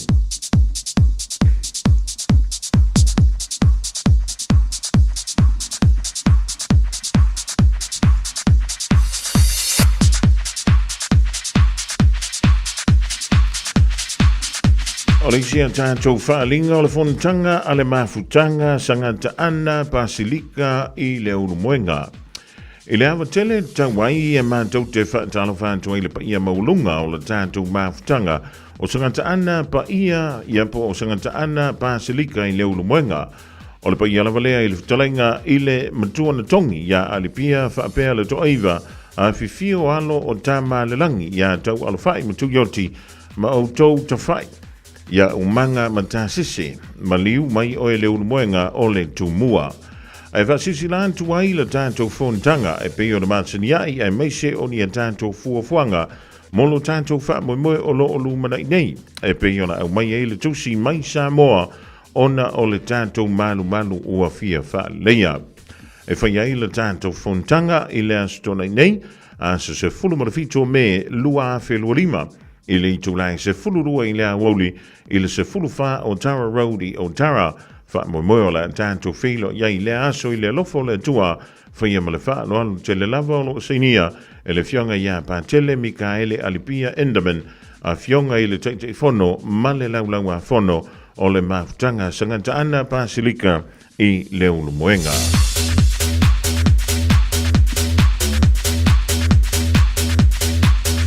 Malei tātou wha silsilanga mulimuli lau tanu mai wha silsilanga molei tūmalo si umu. Tautou ia le la au mo na lau. Awa ele mawhai seisi o na wha matua o whaiwaina o pa ia Samoa. Tainane pa ia o le tua. Ai wha pito se tala mo le nei tūmalo. E aso antu vai i puenga. Ma o wha malulu i le pa ia o si umu i ona tūlanga wha lupe. A whai ua sala tai. Malie ia tonu mai uta. Sa tau nuu lava le fono e pei ona wala awantu. Ai lei a toa tupe o le whawhao. Ona ua sese le aso na ta ua. Ua na o ta maa le aini a vaa se itulou na o mai. A o le tootele ua whanoi mai. Ona e oe aviti nai whaeva. O longo ingai para ai umara wari ia. O le melea, lon tātou i tūba noe. O le a whaatau nuu ina lava le tātou fono. I le astona inei, aso se fulu marafitu o me lua whelua lima, i le se fulu lima Emery Avenue i Mangele, i le tulai whai le fiafi. O loule awe mai, e le toe tolo nai le whingalo wa au tasi iai mātou na fono. O le a whai lava le wha moe le katoliko i le masi na fou, o le a leva o na tu. Tai atu elo tau soi fua maso mātou wola wha te tele o lo seinia, e to whaiono tupu o na lafi tu la, lua to loa ta vita sua Samuelu, a suao sio whalongo, ma tu la pou talai pā. Monisi whamtalanga whaapsotai le o lua fitu, lua ono iwa fitu, wha lua ono. O lua fitu, lua ono iwa fitu, wha lua ono, mole tu malo o si umo. O nisi ia o tātou whaalinga lau tonu mai le ni fo i vaenga o lea woli wala wale longo puieri o lau tau pa ia ma lo o tau mamalu e nisi o wha moe o lo o tau poina e wha tonu wina lea a le o le whai unga o le nei vea so le whai unga o le nei fo i masina o le ua toi 5 malafa minuto na tale o le itulai lua mai ala whantunga mai paunga tai longo I pule ma le tumi tai sa fire e sera ona toi au dantu leo telefou e pe ona e whaafunga yeling tu lai tasi mai leo lua I ali ai shahuch o le vaenga o telefou ale Radio Samoa ko sulu mai lo foi malela avi whafona utanga mea pe moi pe oe ele tai tai Chausi ai chinga ina ile achini Ei o se fale e chuchulupe e mafua mai ona o se vivi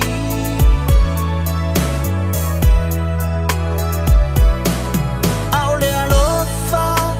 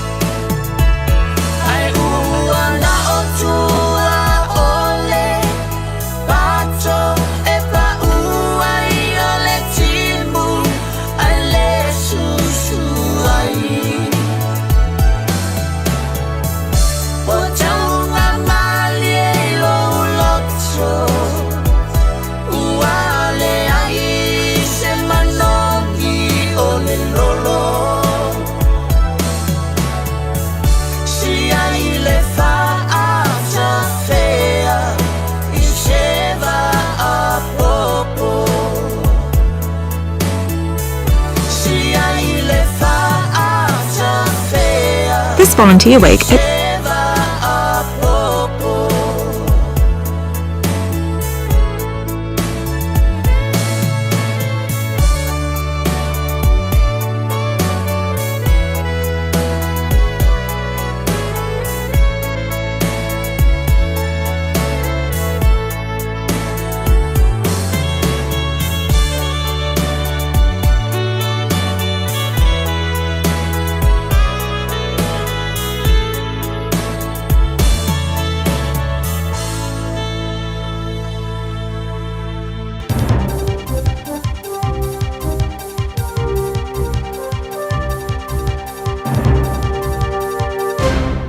Fato se fa po ponga le nei o tatou talafou mo le nei tula mai lo Radio Samoa.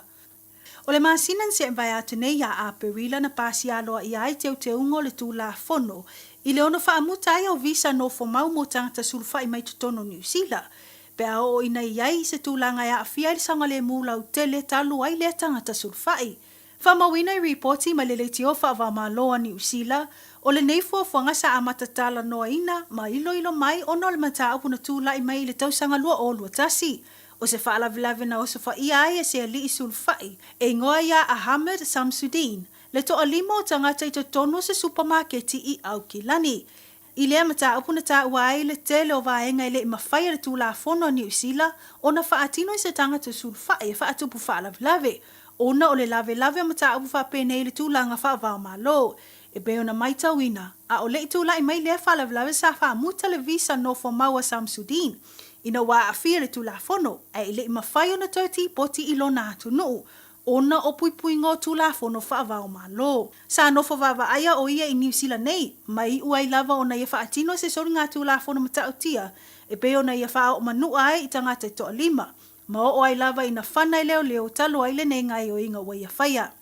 Mai teu ngole nei tula fono ua pasia nei ua suia ai loa la le visa mo tangata sulfai e au mau mana nofo i tutono le atunuu a ngai i le visa mo se taimi le tu mau. Pe tai e leo mawhai o na poti pe ave ese wha malosi le tangata mai tutono le atunuu ona o pui nga lava o tula fono wha avao malo. Se i vanga na lava ua wha maonia mai le saunga le mua le atunuu na malanga mai ai le tangata sulfai. I le tua le malolo ta waile min stau fe malanga inga ya Erica Stanford o le nei fuafuanga o le atu i titi ai le telo ava noa e maua i lato e soli tula fono. Ma wha solo ai lava ina o i le tūlanga e whirwhiri ai lava tangata e alu ese mai le atu nuu. Ai ua wha alia e ni solo ia e le tau lau wha amoe nga uwha atino nei e le malo. Ua whamaunia mai i reporti le maua ai o se to atasi le whaamai o le misela i totono au kilani nei. Ma ua whamauina ai le tuina mai o whautuanga le au nanga o le soifua maloloina. I reporti ma le Radio New Zealand po le leti o whaava maloa New Zealand e to atasi ua a fia ma ua whamauina o se tasi o sui o le au vaa o le vaa lau pase se Ale Fuller's 360. Ta ua o le nei tangata whaato a fo i mai i sana malanga sa alu i le atu a sia.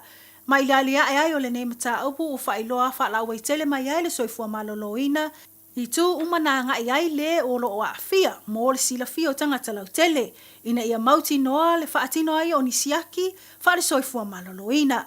Whamauina o le nei tangata saanga i atu i le whale o loa po le supermarketi o le Woolworths i Calston o lungo le vaa o Fuller's 360 ma le nofoanga e pakaita a vale ale customs i le taulanga i Aukilani nei. Ua tu ina mai fo i la whautuanga whaalau e tele ai mesi o lapta inga ale soifua maloloina mo tangata na iai i nei nofoanga wata ua ina ia whaia loa ni siaki ma a whai ua iai ni aunga walia e le maua le whaama ere misela ina ia nofo le le whale a ia awa nei nofo la lata i ona tau ainga mai le mamai. Whamanatu foile au nanga le te leo lava noa e vavea a fia ai loutua oi pe a whapea ua e a fia. Mai ono o ai lava se tūlanga wha le tonu pe a le tong fitia le lei. Ua iai foi popolenga i le pauma o lalo ai o le numero tangata ua whai o lato tui pui talu mai le vai tau o le COVID-19 mare iwa. Mai ono vavea i lava o na maua ma a fia i le atunu atoa i se tūlanga o le sa sauwha a fio le wha ma i le atunu. Ta ue reporti le ngā lulue ai o le Auckland Transport. Ma le soifua maloloina e mātai tuina le lei tangata whamlanga ai. A wā le soifua maloloina le lei o le lautele. Inisio tala wā mata nei lo ilonga le mālo ta wala mai le mtanga luenga o a onga. I le ono tawhia ai o whānau a onga e lalo se fulu ono tausanga le mātutua, mai le whaonga ina upenga te whailangi le social media. O le nei mata upuna a matatala noina ina ua whaaulu atu e se sui whaipule mai le National ia Catherine Webb, se pili tau whaofe tapu wai whanau a onga i lalo le se fulu ono tausanga le mātutua, mai le whaonga ina o nei au walofiso ta inga.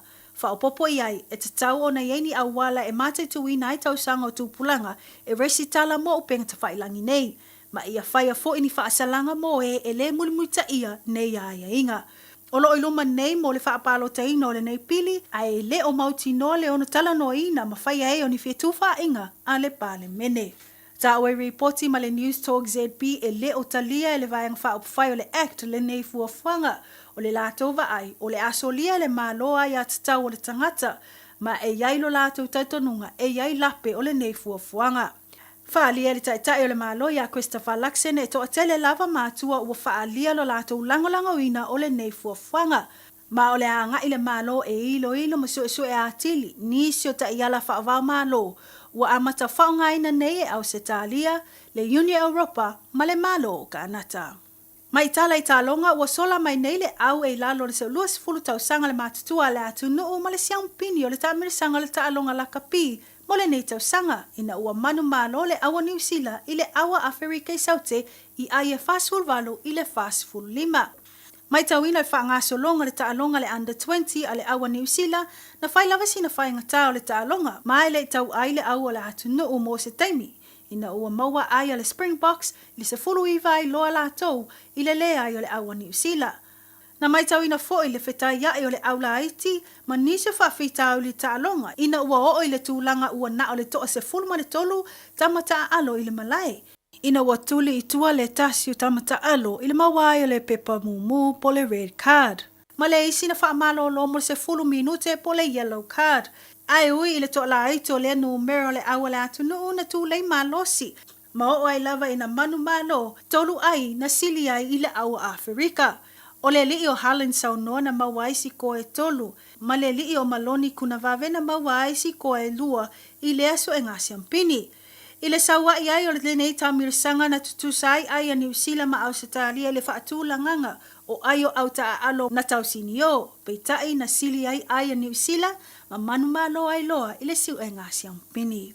Ma o tatou talafona ma lo Radio Samoa whaftai whafonga mai, ta tofa. Ua na ole Radio Samoa se furulima iwa toru a mo e tautuaina o e ilaungangana fitua so le vai aso.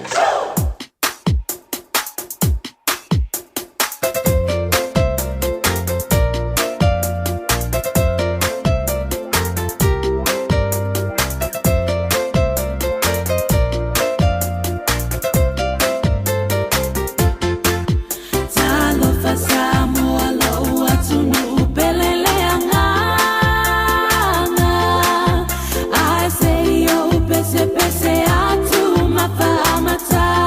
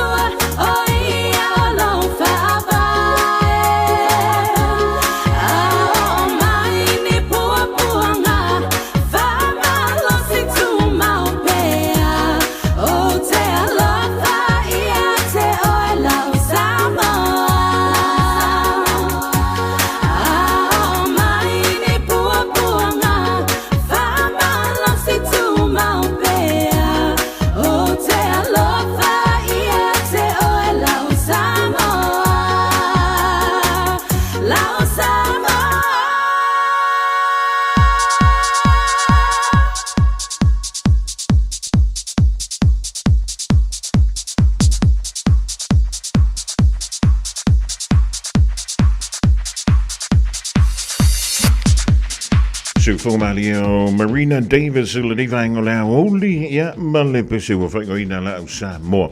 Van to a foil tattoo, Pulgalami, Tia, Luno Yeli, more tattoo, telephone with Pura Fafuan, Yay, Tulito mailing to line Tassila, Wodia, Tayao. Telephone that was sounding man to a Tavalanga Yanto a picky maili fanawa onga, ele tu ayo onga Zetamia to map, Alpha P. Milosa, O Galam Tavale, ya Poladafo. Well, if you wiki in Maquale, Massifia, Lorga, eight over Cavaleri, Kaya, eight over Tavalilla, Pea Eli, Tausia, Lay Lona, so if woman or Loina. You feel like all over Fantasy Maya, telling a Leala, Opuso, Fiele, or Enterprise Motor Group in Manuka, Loa, Leland to a foot. Ilsa, Ilinga Lemel, Fanta Widan to Tavali.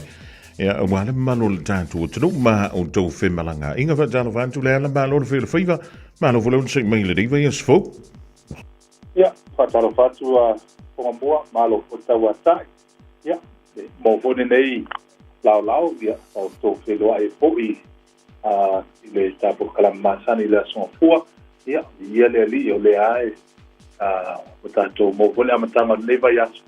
Ja, lona lo paso, ja, maar lo pa mulmulia ta toda anfana. Le tattoo to fever, maar lo le chassi, maar lo le fever, maar lo le on sai utilo. Ja, alle daar sa lima sa le ja la totalo. Ja, maar dan van die jonge molle Santina. Ah. Sa le la ja. Avoya, o ma foi ne weekend mais tá fazer, mo se já semana lo que tá mo le. E aqui pa ja, ja, Paul meer partij, maar ja, ja, zo naar Tina. Madi. De leme umale. De tilo atu ja, maar ze foi tono na ja, ingam tulang pape. Ja, maar no, tanto uno sa iya lang aling suso lenga tapo ka ko weekend fu yo tanto malo lo ya sumalo lo. Ja, si kwa ko leva ngoe kasimo samo wa lo fu kako fa fi fianga masi de fo la so i fu tupu sa lesa ya male tanto mantariki pe ona ye yo te longala avenio o so malo lo ali ya le o ye wo be ka fai ye wai ele va pe vo ya nginga wenga fenga wenga i fu ngi fanga wa o yo pa koma vo lele e ko recharge le mai fa mai ya ja le la wala dam tele ye o le wo pe si le fa ma yo toto mo lunga ile pipisi antu istangata le ja ma lo le on sai ma lo le tawan tai to mai nga wenga le ri fo ya so yo le wa ma ne ye mai le tanto tau yo mo so fi ngalo sei fa fongal pa ye ma lo samo ele ngata yo kilan ya New Zealand to ja fa tai la mo ma to ba no la ustalanga fongambua ja mo fole nei ya no to o fo lo fa talo fa tu ai lo se tato wa tunu ya so se vai nga lava so wa lava singa lo fe nga mo nei ya so ya fa talo fa tu tato enterprise nei man ka ya le malo se tato wa tunu lo fai ona ma o mai fa talo nei time le tu la so ya o le tu la mo tato wa campaign lesa le ba so le weekend sa mana ia lava ia le tulanga fo le o le afio mai fo ia matala mai au to tele se tato watu ia ona o le tuli loa tulanga fo le o nai samo nai tina ia mai tele la to aso papito ia mo le to ile nga fa tai le malo se tato watu na fia fo le au na nei I manukau ia I tulanga fo ia ta vale ia e o nafi o lo ia ia lava nai tina na piti nafi la tu ta vale uma le lotu o mai to asu e ta vale ia mo le toile fa tai le lo sio tato what to know o le tulanga tato campaign o lo fa wa pe tulanga o le o ta vale uma lava lo ia le afetala le tulanga le cash bonus ia o ni ta vale o atu lava le tolu afe ia e lo fai ona mo wa lunga il tato website ia e mo fo lunga le Facebook ia o le TikTok ia wa fo ia wa fa nga mai le tato awa nanga ia platform ese ia le social media ia fai fo ina fai mo fie ia ma sa ile se sam tu lang fa per I so se tai ia no winga lava e fo ia in fai na access nei tulanga i so se taimi lava e te sa i le sausa. Ole tulanga tātou tā vale o lo tele mano noa i tātou tā vale lua tātou lo toa lo so i manukau ia o le situ o lo iai tā vale fo i lea i lalo sifulu afe sifulu lima afe ia o le situ o lo maua i tu anga o ia sifulu lima mai lunga ia tātou piki apu so se tu aina lea mle mo e tātou piki apu mo hoi ma po uili tulanga papena ia o lo fitu no foa balu no foa ma ia o lo maua tātou tā vale nai tono tātou lo toa ia o lo telefoni tā vale la iti o la tau fole o la tau ka mal mo ia pole first ka fole na i tamaiti e la tau folo tau sa i ta val fole tau mo fie mo run around fole i em tu la mo fe au mo le ainga tele mano na i tatu ta vale na my hybrid o hatchback ma tu la ma pe ia o lo fai ona ia te fel penicini ia ma tu la o mo lo fai mo fie na pa ma mente ia lo tele tātou le tona tātou le stock le tulanga lea ia mo nisi folo ia lako trade in ia lo amanoa tātou mo trade in ia tu sapo la le condition o tāwale ma whai lava na trade in ia mātou ia awa pe fo ia se tupe lo o wai le tāwale ia whai po la ona whaatino mātou tulanga lea pay off ia pe o na whai elo ma trade in tulanga fo i la tau lo le monia mano e suma iai tātou lo toa nei manukau ia tātou website na o le enterprise cars .co.nz lo mawhai o na mo mai e tātou stock ia en whai na sa ili mai lo sa ia lo iai fo i mare tulanga o le link e mawhai o na whai nei lau finance ia mo nisi wha matalanga ia o mawhai o na mo mai mātou nei i le tātou e Trish Masani o le lima pitu tonu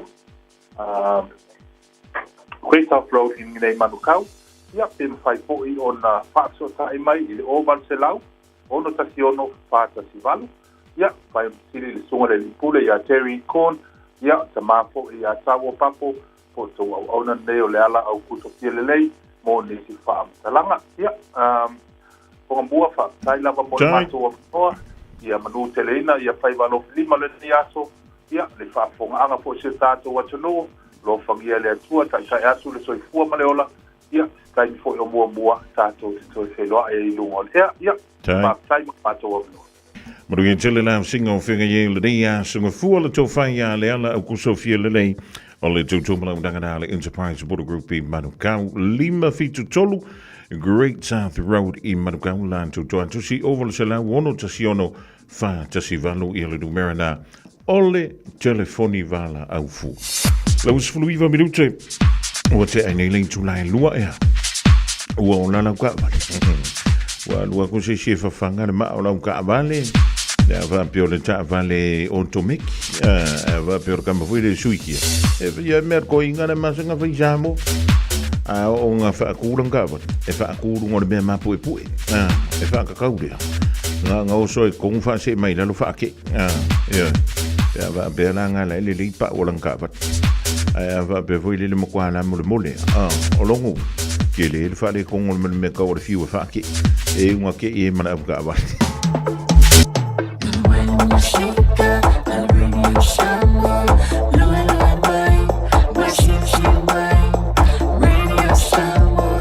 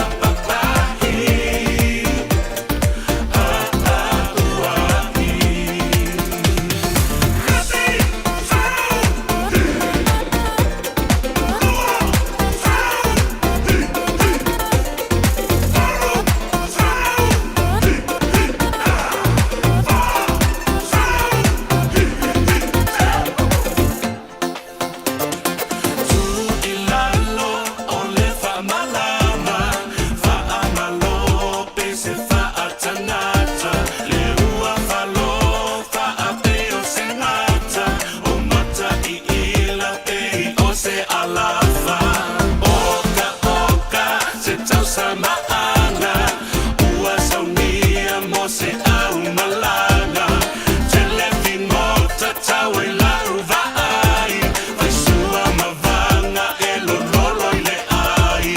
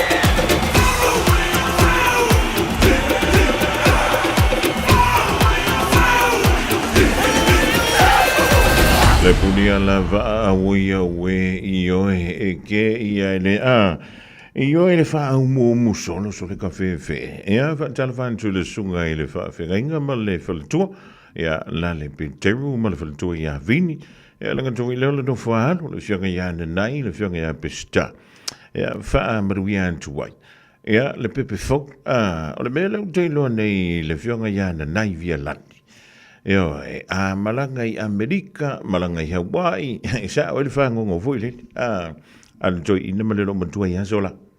Io, umanoa ia se lon tua fiafi fai le mea ai, fai mea onga, e ana poto mai lo leo le whana. E mangua asola i ling kiwi, kai leo le kou ngupe, o inga mua kau ngua ko la ko kiwi. Ke mangua e uia le maa ko kiwi, sorry. O kere loa pole ale ai kia nga whairaka. Ai po ai whainga whai mai a ki mai le sauar KVC, KTV. Ia mai Amerika sa mo sa waki mai kongo le maunga whaia. Nga sau le maua kui i le mako whane. O sa wa umama ko lou foi e kai korus furufuku le umi. O nga whapipi e runga le en tena aia ka kū runga le whale foi le kau kū so. E kosa... E pa wale mena ke fa longo ko de kiwi ngale kusanga ngolo fa solo ako afa e ko fa pa ko wa me le kiki me le kiki nga re ki muare me mar ngi fur me le so TV fa me ko kiki ola Mole me fia maka TV nga vai kai misol. Ya. E o le mako moso inga ngu au ka farfan. So lo fa ape ai maka kai runga ri ave runga de entel. Ale voka kai do akungi. E re ka kaunga i se entel na runga i le mongo vai. Fa ko asa wina i re la lo i le fare mako. Le meren kupu ia sola. Soli. O uma ka kuru ngā le lo.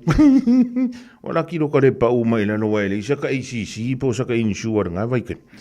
Ia e whawhi kai o le wola kore ki vi samo. O le wola i lunga o kere fongi o nā mau mea u.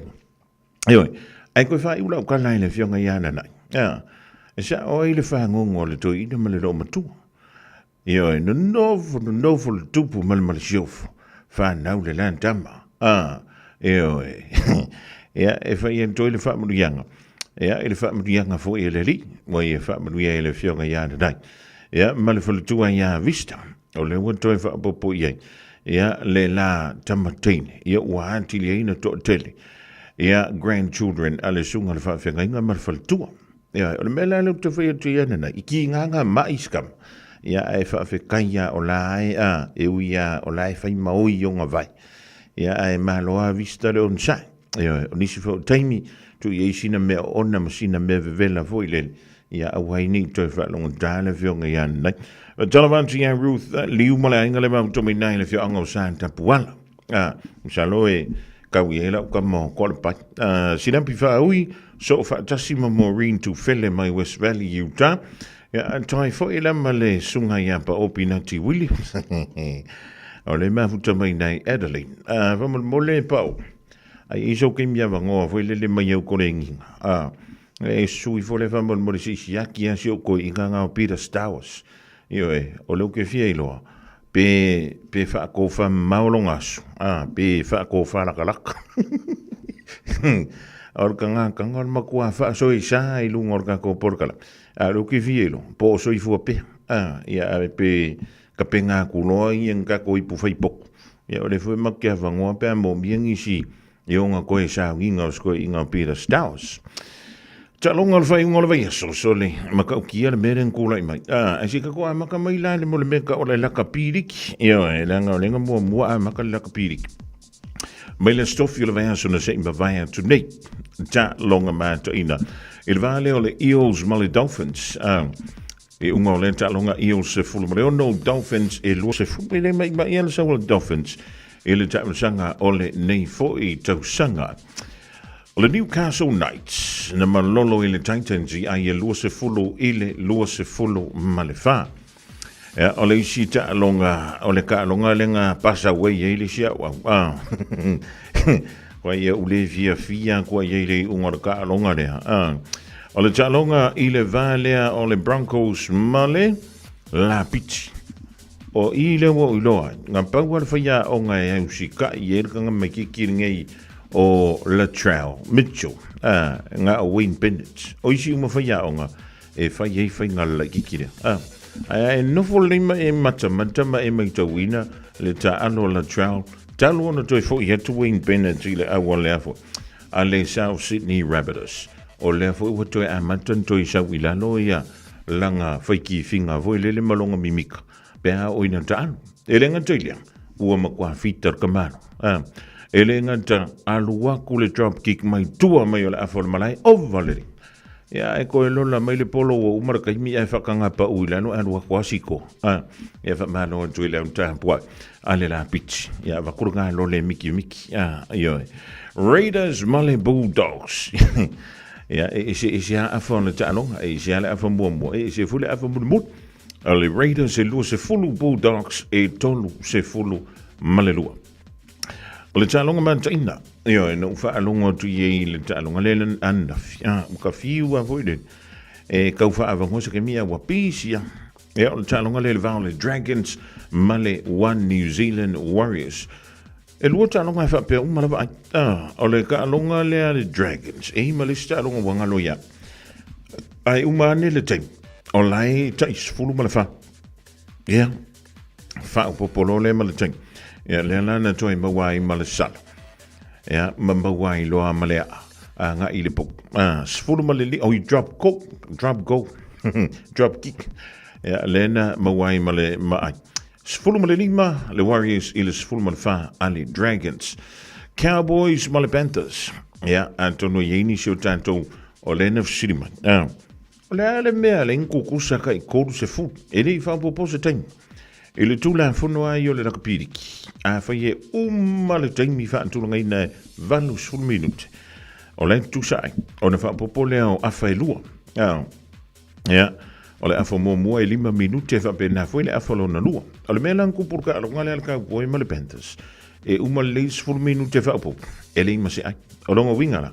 Ia nga waka ko alwa ia nga. Tolu se fulu.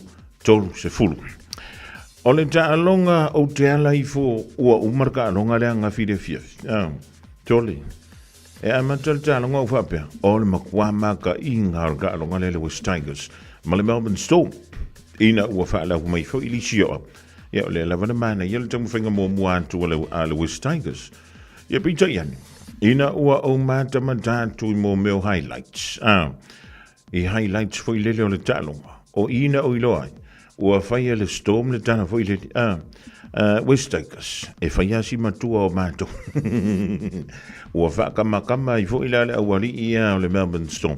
I le awa le sunga ia Jerome Luai. E maleli I whaia onga ia Benji Marshall. Aiolo talonga. Melbourne Storm onos fulmorfa o le West Tigers e le I tau ai pele ai solantu ai. E la uia mai tau ia I le tau whainga le West Tigers. E le o le tau sanga nei. O le a matauti ai le lantu tūlai mai. I le lai tū sanga o ali ilo o lo ta aloi. Ma le teita inga le li whaia o ngafau ia Benji Marshall. O leisi tau sanga I le lua tau sanga. O le au o tu le au lea le West Tigers. I se tūlanga mata ina. Ma se tūlanga matautia. Mai o le a whaingata. Ia pe au o na makwale lei umatamiti talavo. O le ei tono le au le li whaia o ngā Benji Marshall o le West Tigers. Ia ma le talonga mulumuli. Whai ei fo I vai o le alo Samoa. Ia Ronaldo Muli Tal. A talo wha tuele talinga ia siu pule. Le riva ingo le Oliver sunga ia Mandin. Ia whafkaike lea. Ia o le anga ku ia kure muri papanga. Ia ai haupe o eka ku kia kush. Si Eagles e fulu mana wha. O le Sharks e tolu se fulu. O talonga la mo le riva yaso. Lewa sauni e ia le Knights ma le Eels. I le fiafi o le aso Ferreira a so nei. I le tale o le July valu. Tawalunga I le Bulldogs ma le Roosters. I le tau se fulu taimi New Zealand. Dolphins leo le autoi ma le Warriors. Stasi neo ta longa manta ina. Le Warriors le whai ina le Suncorp Stadium. O na tātou sāwari vali atuai le lisi ta longa le viafi le valea Cowboys ma le Sea Eagles. O na tawalunga fo I le Sharks ma le Storm. I le afo le iwa. I le po o le aso to na I aso nei. Broncos, o le autoi ma le Dragons. O le aune I le Dragons.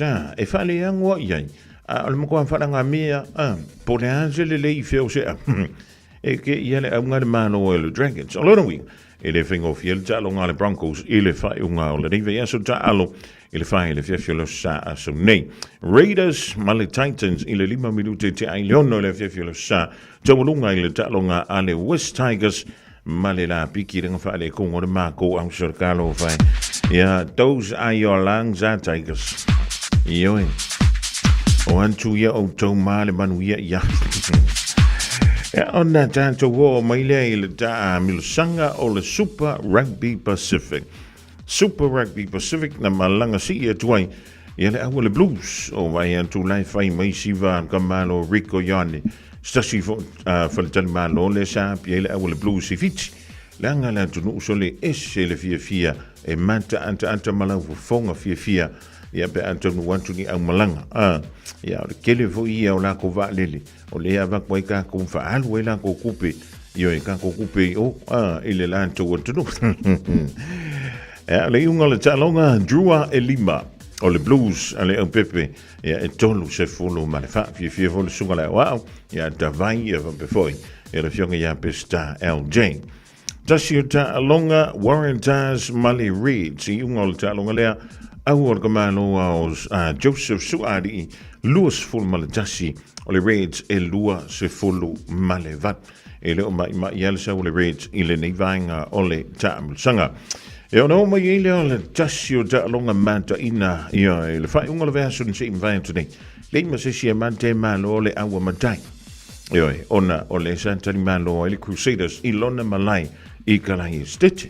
E o mai la i le teimilini. E le aima se si o au kama i ang whai mai e malo la koa. O fia karangoa mai a kia. O la ofisiri rani. But why you no speaker to me? Why you no speaker to me? I'll go for langa, you know, me vai a sonking. Ole ma yeah, piano for it. Is a fine world talong, or a for mumbo. Or le sanko for kai. Be fair on a break le go langa. Ye polko defense.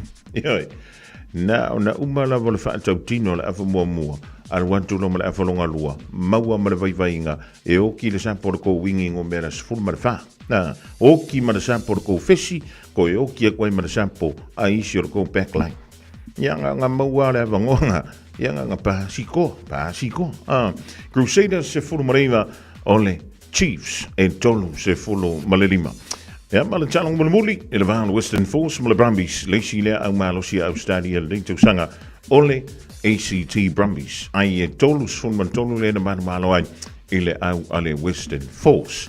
Ja longa la mo le fai ngol riva yaso o le usa di mai le Hurricanes e fitoi male Highlanders 5 minute te ai fitu ile fiafi ole aso for Rayleigh. Ole Warriors le ole afitoi male Crusaders e le sta longa fango fiele mo awelua.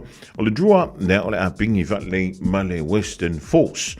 Moana Pasifika e pe on sound no le fionga ya o pepe le o le ding. Mantal ta longa o ofu o le blues.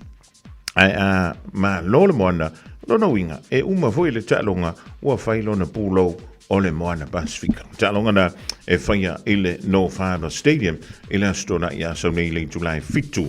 E mal ta longa le muli le Super Rugby le riva so la tauye au ma lo si e lua ale Australia le au le Brumbies Malraids ile 5 minute te ai le afo le rima ile fiafi ja ole fa tulanga na tanto talo mo le fa ngol dinge ja so male champini o to champini ai nele under 20 in New Zealand le tu paoli ina o maloloi Afrika i something e ai fa se fulu malvalu ile fa se fulu male lima olono winga ile o ma ia le tulanga fo i pe o le yai ia tampendanga ale under 20 in New Zealand le fafanga mai ai ia le au tele po o le peleki awa fo ile anga yantu ile lumana avalo antu ile tlinga te vanga so mantini oi va ai po sa o fu vai va ai po sa o nga po va ai pele o molo fo ingi ni si o lang papa va molo Lusul menu tala ton tala le July tolu tala I vai frua ma tala I tala ngala ngana peritani to mani melila bolivan tona o ile ka pa ka fa na wa e u ile fainga be o se sala a se pangota tu fesilia I pe asia le o ti o se tu ina tinga la urupe uale Mafuli le la safa apaolo le pale uale so mo tu le fa aso ai pule lava o ele a tu moto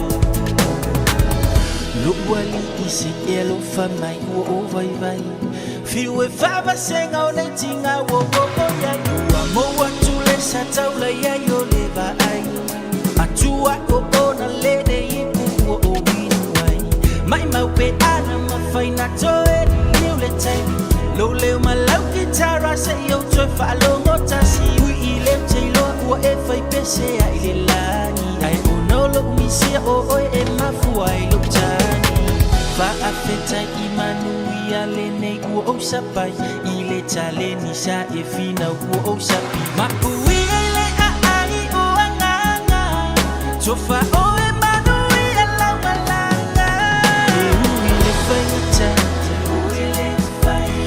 So si sala a se pangota tu fesilia I pe asia le ti o se tu ina tinga la urupe uale ua mafuli le la amsafa apao le pale ua le so motu le fa aso ai pule lava o ele atubotu iotie o filo tui tuunga mau fe elo manu ase awe ave ai le safari ma uo esa mawai le fia ilo umeilu le safatani ya webanga ipo tinga lava lo leanga ai le manolo awa ya fafanga ipo mafotuanga tama wa omisia le tatwa mafutanga ai famanga lua isho vai sifati wa sala tafi malala malanga mawaso mufua imana tua pea we italo sama silonga ua se ko fau ke no sa fa ki e kau e u sanga le ku vai la ku yama fa senga ku la u foi pule fai ko kasi at sit esi ora wilo ai fa le ko fu e mari ko si ala ko se fai me ka la le bali o lang wa e mo le u le sa wa mangoko ma fu ali ma u fa ngo ele ai ku vasa ora ngi ai fi ngao me wa e la u fa ka u kaima o kong sa fo i no nganu o le musi au la mepa ka ro fa i ka ma fukanga wa au mangua o mala o sauki ai o paongo ma fare kala yo ma fakianga o muku wangu mala o le la ai le ma kuro i ma ka o mo o ngi o langa pe anga ma fa yo ko e ama mai ma u e pe anga o se aka ai se ko e kila i e ama ka ka fia ko e kilo ku si o pau au fa ma se o langa kala i kiri ai ma o fisiki so o a be se yo fa ma galo la uberkana ele o peke que se la o que ma o fo wanga sa ka wai ro nge yo la o la ka le ni ma u ga ruengo que fa su mala mala yo mo se ro a que pico ko ka o ku ya la me fa i ma ro ai sa u be ya si a o si a fa ma be a ma o e u le fa ta be so se sala a se pangota tu ofisini ai se tuina tinga la upe ualeo ua mafuri le la amsafa apao le pale uale so motu le fa aso ai pule lava o ele atubotu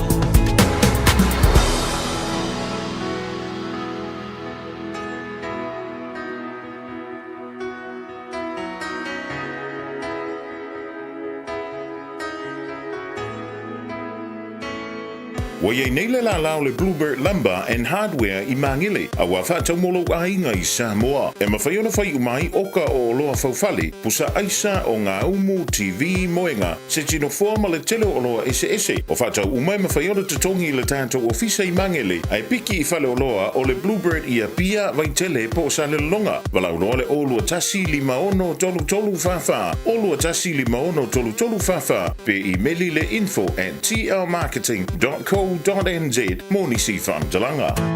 O se tala fiafia nei Samoa, wei nei se tautua ma se unanga family noto mai le kampani o le City Car watu si tasi dua lua Lincoln Road Henderson. Te maua iai le tele o tawa la poa band e o foi tatu tawa le laiti. Tania foi la tofa ale tonu tongi e talafo mo le tatu cashback. Ama tatu lima se lausi aga iatu le 5 afe tala. Fe sota mai ulungia Peter Pernanto le numera o lua tasi o walewalu fitulua. Pe amana mia se tawa le fau molo ainga I le tau malulu. citycars.nz. O e si la fia me e whaatino e mawhaiona e umi ai so fale motu le lumanai. A whai fo i so fale motu, o e si la fia mawhaiona whaatino ni si o fuafuanga e whaonga aire equity o lo fale. A wane e misiere por kalame o le malu I fale. Ia fiafi o sururu ta itasi le se fulu e te aile whaa. O le a e si la fia ai au wala e mawhaiona e umia se fale motu le lumanai, ma au wala e whaonga aile equity o lo fale motu e whaata wai se isi o fale. Le por kalame o le malu I fale. Ia fiafi o sururu vai aso ta itasi se fulu e te aile whaa. O le tai au fau pua se ia o ngā amata, ua se lia ma le se furulua tausanga o lana au nanga i to tonu o au kilani nei. E lua o na la lai to tonu o le a ai o mangele, o lo o au na ai fai a o ngā whauina, a wale a o tawina o alo ma whanau, i le ngangana Samoa ma le ngangana Peretania, a wā le sila fia i le tū maanga wha le anganuu, wha apea le tusipaia. E talia whanau a mata mai le tolu masina, se ia o i le ono tausanga. Tolu masina e a o ngā fuairo walo, pe a resi tala i le taimi nei, e iai ona ia inga wha apitoa. E 5% le wha apitoa mo au mainga. E mawhai ona o ngā fualo walo, pe a atoa le whao tausanga. E saunia e le a onga mea tau mafa, mo le whanau i aso taitasi. Olo o iai fo i le au nanga, mo le piki ina matoe mo moli atu o lo walo, i le taimi e tu ua ai le a onga. Resi tala nei loa, lo walo i le tai au fau, pua se ia onga amata, mo nisi wha mtalanga, fe so tai mai le numera, o lua fitu, lua fa, lua lima. Po le e-maili info@taiaufo.co.nz. Awa o le tama e tusa maonala, a o ina matua, e le to e te aese ai. 24 hours a day, 7 days a week, Radio Samoa streaming live on www.radiosamoa.co.nz.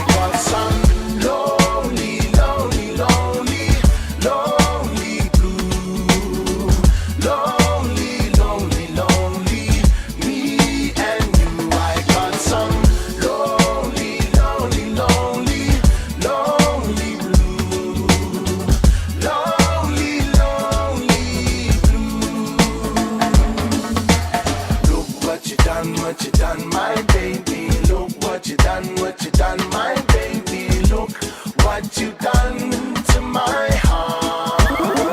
I got some lonely, lonely, lonely, lonely blue. Lonely, lonely, lonely, me and you. I got some lonely, lonely, lonely, lonely blue. Lonely, lonely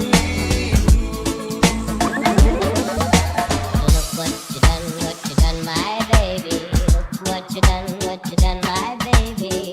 Look what you've done to my heart. We made a date, you said maybe, then you walked away with another baby. Now look what you've done to my heart. I got some lonely, lonely, lonely, lonely blue. Lonely, lonely, lonely, lonely blue. I got some lonely, lonely, lonely, lonely blue.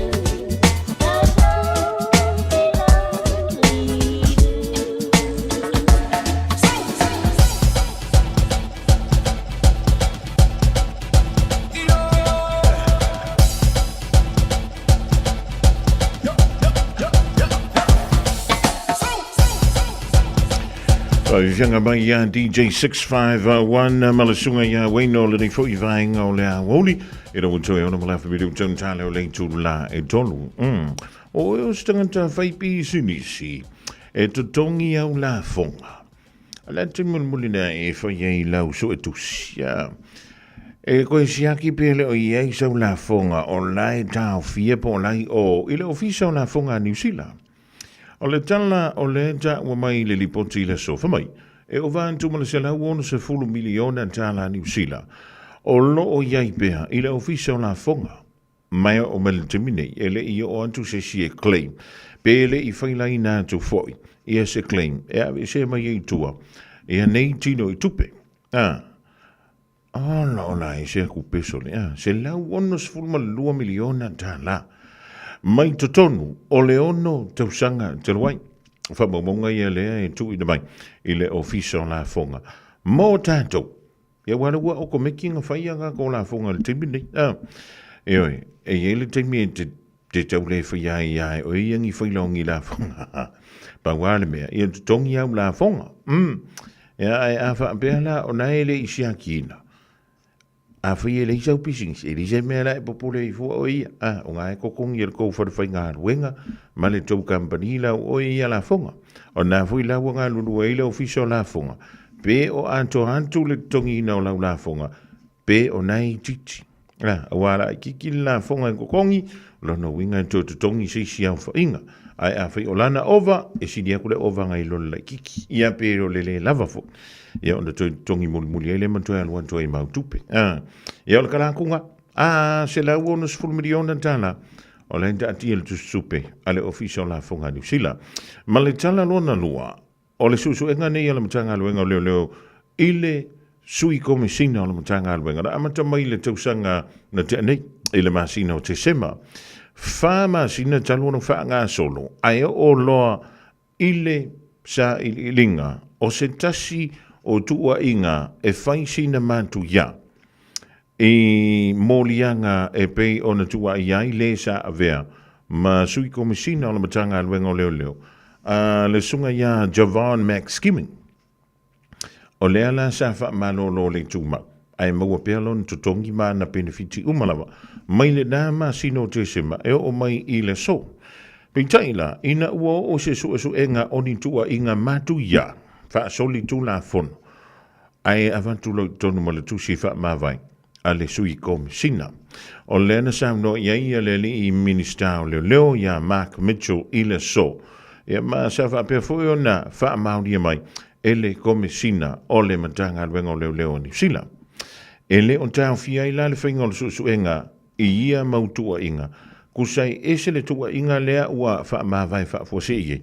Ese mai su enga o lena amata mua mai ei I le wha mano lo le tuma o le sa avea masui komisina. Na paule tangata na te tō fia ia sui o ia tofinga ia o sui komisina o le matanga aluenga o leo New Zealand. Na o le kovana sili o le malo New Zealand e tau ala mai le whautuanga e tu ina atu. Ele pale mia. E se ka kova i lai.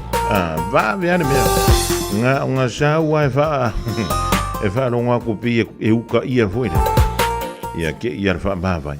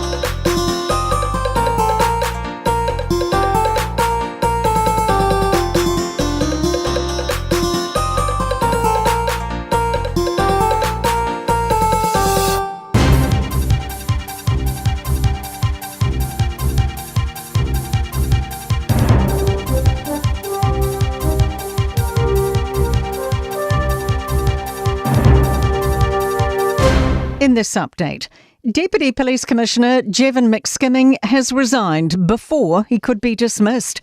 He'd been suspended since December.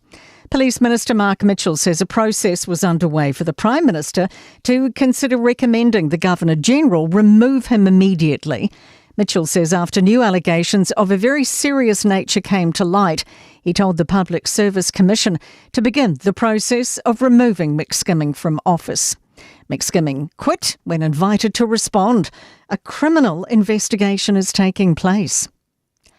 Labour's deleted an offensive post after a party-aligned Facebook page shared an edited photo of Act's Brooke Van Velden dressed in a Nazi uniform. The post labelled her using a term for leaders within the Nazi Party. Here's political editor Jason Walls. After being approached for comment, Labour's General Secretary Rob Salmon deemed the image, which was posted by Labour's Whangaparoa Facebook page, was inappropriate and ordered it to be deleted. Van Velden told the Herald that the post showed Labour had lost all perspective and had resorted to nasty personal attacks. A teen whose death early yesterday is being treated as a homicide was a Napier Boys High student. 15-year-old Kaya Karoria died in Onekawa. A second teen was also seriously injured but has now been discharged from hospital. A reminder to stay up to date with measles vaccinations. An infected Auckland Fuller's 360 Ferries crew member visited multiple sites in the city, including Woolworths Kelston and on ferries. Woolworths says 22 staff were exposed, but no illness has been reported. Auckland University vaccinologist Helen Pertussis-Harris says there needs to be a national effort to boost immunisation. We need a lot more awareness. We need a lot more really clear communications and support across all communities. That's news. In sport, the Phoenix have confirmed defenders Sam Sutton and Scott Wooten are departing the A-League Football Club. The 100-game pair will play their final match for the club in Wednesday night's Australia Cup playoff against Brisbane Roar in Darwin. Golfer Ryan Fox has become the 9th New Zealander to win on the PGA Tour. He's chipped in to triumph at the Myrtle Beach Classic on the first hole of a 3-way sudden death playoff.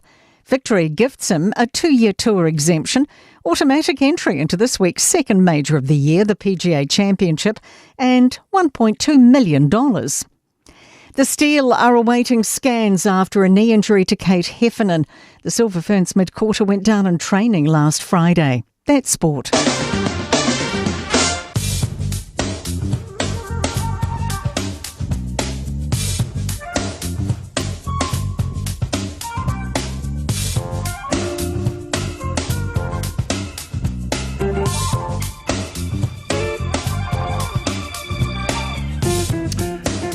Now, whakawhanga tunu, so tō nau tātou tala I vai whanua tala I tala ngala gana peri tānia li vango lea woli.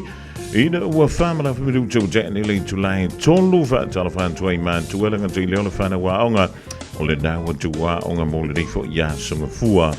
O le winga nei le tala o le taumo au kilani langa I atu le poana ni mala so antai au antuai maseva inga I le tala o le taumo Samoa. Romelo official wa taulanga I antu le poana nei ole angi maluma I pea savili mai ole a laufie o le manulu o le whenga I ma au kilani le poana nei e se fulu tikiri e ngoto le lai le lus fulu ono minute e te ai le lima I le fiafiana nei. O le vengola so antai au e o soane le lai le fulu minute te ai le fitu I le tai au e au o anisi o lo whanga mai to uluwa vasaloi I wanga I taimi o le tai au. Saviri mai le tui saute sifo I whiololo langi mai inisi o taimi le awoli ma le a fiafia tai au. Vatalo whantua I lole I le rivaingo lea so I ainga woma e masani o lo mauta mai Samoa o le venganei le tātou tala o le tau mo o tau. O langa iantu le poana nei mo Samoa fa mai e ono mamafa I a timu ai popo mai ono iai a wila ma whaitili inisi o no whanga. O la vengo la soan te amo Samoa le a ta apisolo ai timu ma e ono mamafa inisi o taimi I nisi o no whanga. O le tulanga nai pi o le iei o le tau mo au kilani ma Samoa I langa ianto le poana ni ma le soan te ao.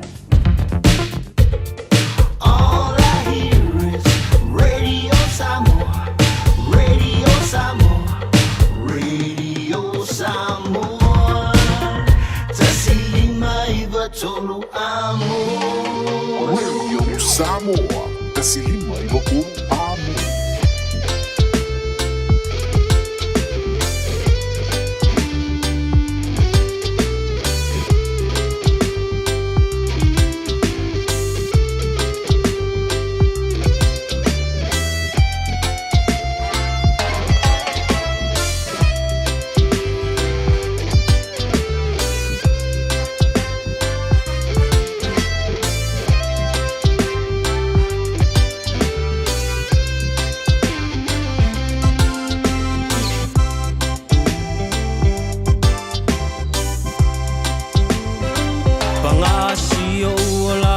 papa e tau fono lo i e afu si o fale o tau patu wale i la lo tino i le namu ai o te usulava male fia tali ilangi ai o so manuia o tale ni lava mea uma e mai le atua o tale ni lava mea uma e mai le atua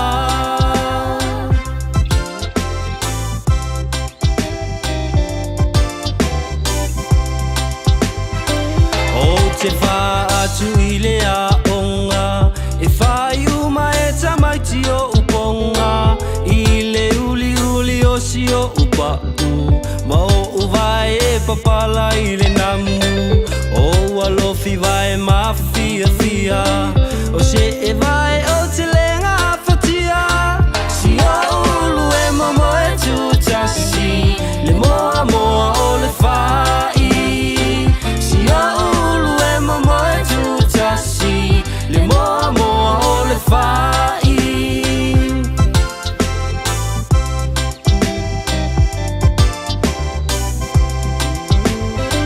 wale au tau mawhainga i se a o ngai a pia wai ula vai le kolisi masani le maumanga sasa le tonga fai o le sapelu lava o sia upeni ma sia upea tau ato le ie la sa o iuta e tu si ai o le lafo le ie la sa o iuta e tu si ai o le lafo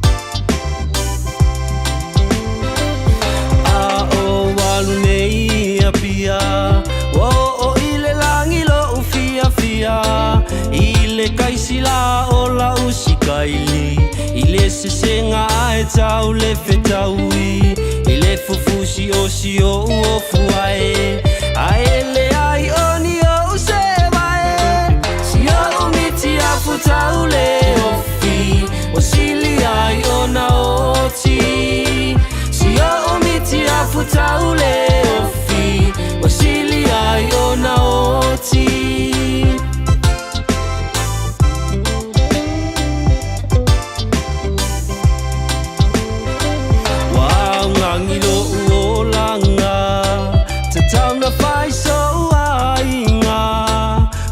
le vale lo uma fau o se panga ai o le au atu vale o si o uloto o tau o so ai o le moe tolo la uma lo me aunga e su e ai se ava la uma lo me aunga e su e ai se ava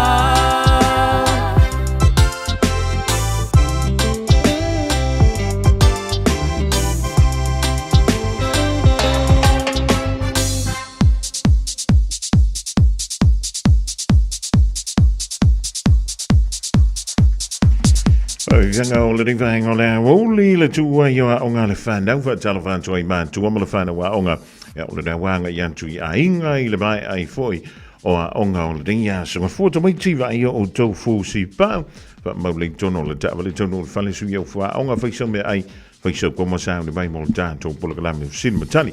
E mo te mei e whiwhilenga ngau lau whaatasi mele sunga ia Victor o le tautomu lau danga Alitaia World and Auto Limited i ona la lai luai o Tara Victor man o le ngā lue e mai leo sautina.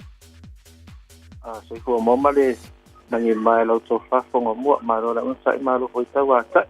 Maro po ngā lue tātaro po poi lau tō poinga Samoa tono mota malawa nisi whainga wa mana wanga ruenga uki o tō. Ya, malo la sai malo fa malo sia to ya. Ole kada tira sautina. Pela mo sia fale to la sautina se o ma. Ja. Ele la vanga su fanga da inga o ke de fore pisi. Ke ta ka wa magiu. Ya tu danga na o fai langi fo la ngandi si fo to fine ya. Yang o pisi fo ma to ya inga nei vai tau ya. O de se fanga ya e o le langa na e la wat ke mi a se o foi pupo nga ai fai tio fo ese ya. E ta ke o umbala va de ile tu na se. Ya, fa mi se tulanga ngole tua ya o emosio wa inga ma ainga lo to fa va. Ya ona olana vala au po. Ya o ie to foi nai lo ola fa to ola va lo fa ko kwani Victor. Ya ai sauli ko te dea sa ko ro so ro wa ngo ko le ai ma so si le o foi le lo ngo ngo ko ka fiero fa ko kwa. Ya e malo o le menta wa o le menta watu. Ya e o ile va lo fe ngai ainga. Ya male malanga mari mole on ti male lo to fa va. Ya o le la vai le tu ai la u tua ya mala nga wenga fai pe. Ya wa la vale lo pu yeli o le tanto. Tudo ya va pelo stala. Ya o mai so finga. Ya mantu ai Julian tu le ni vai ngole o le langa ngai fai siu pis. Ya fa fai se mo mo maso no ya amata ki ta to pompe sini mantua o nei su sini. Tu sene de ta sia pe auto ta vali ta to pamu i watasi wa tala fa o ka ko piso le tala fitu sene ya o ne ngaloru airport ka taxi point kan to ta to falelo e mawa ia lo discount ta pe auto ta vali ya mato.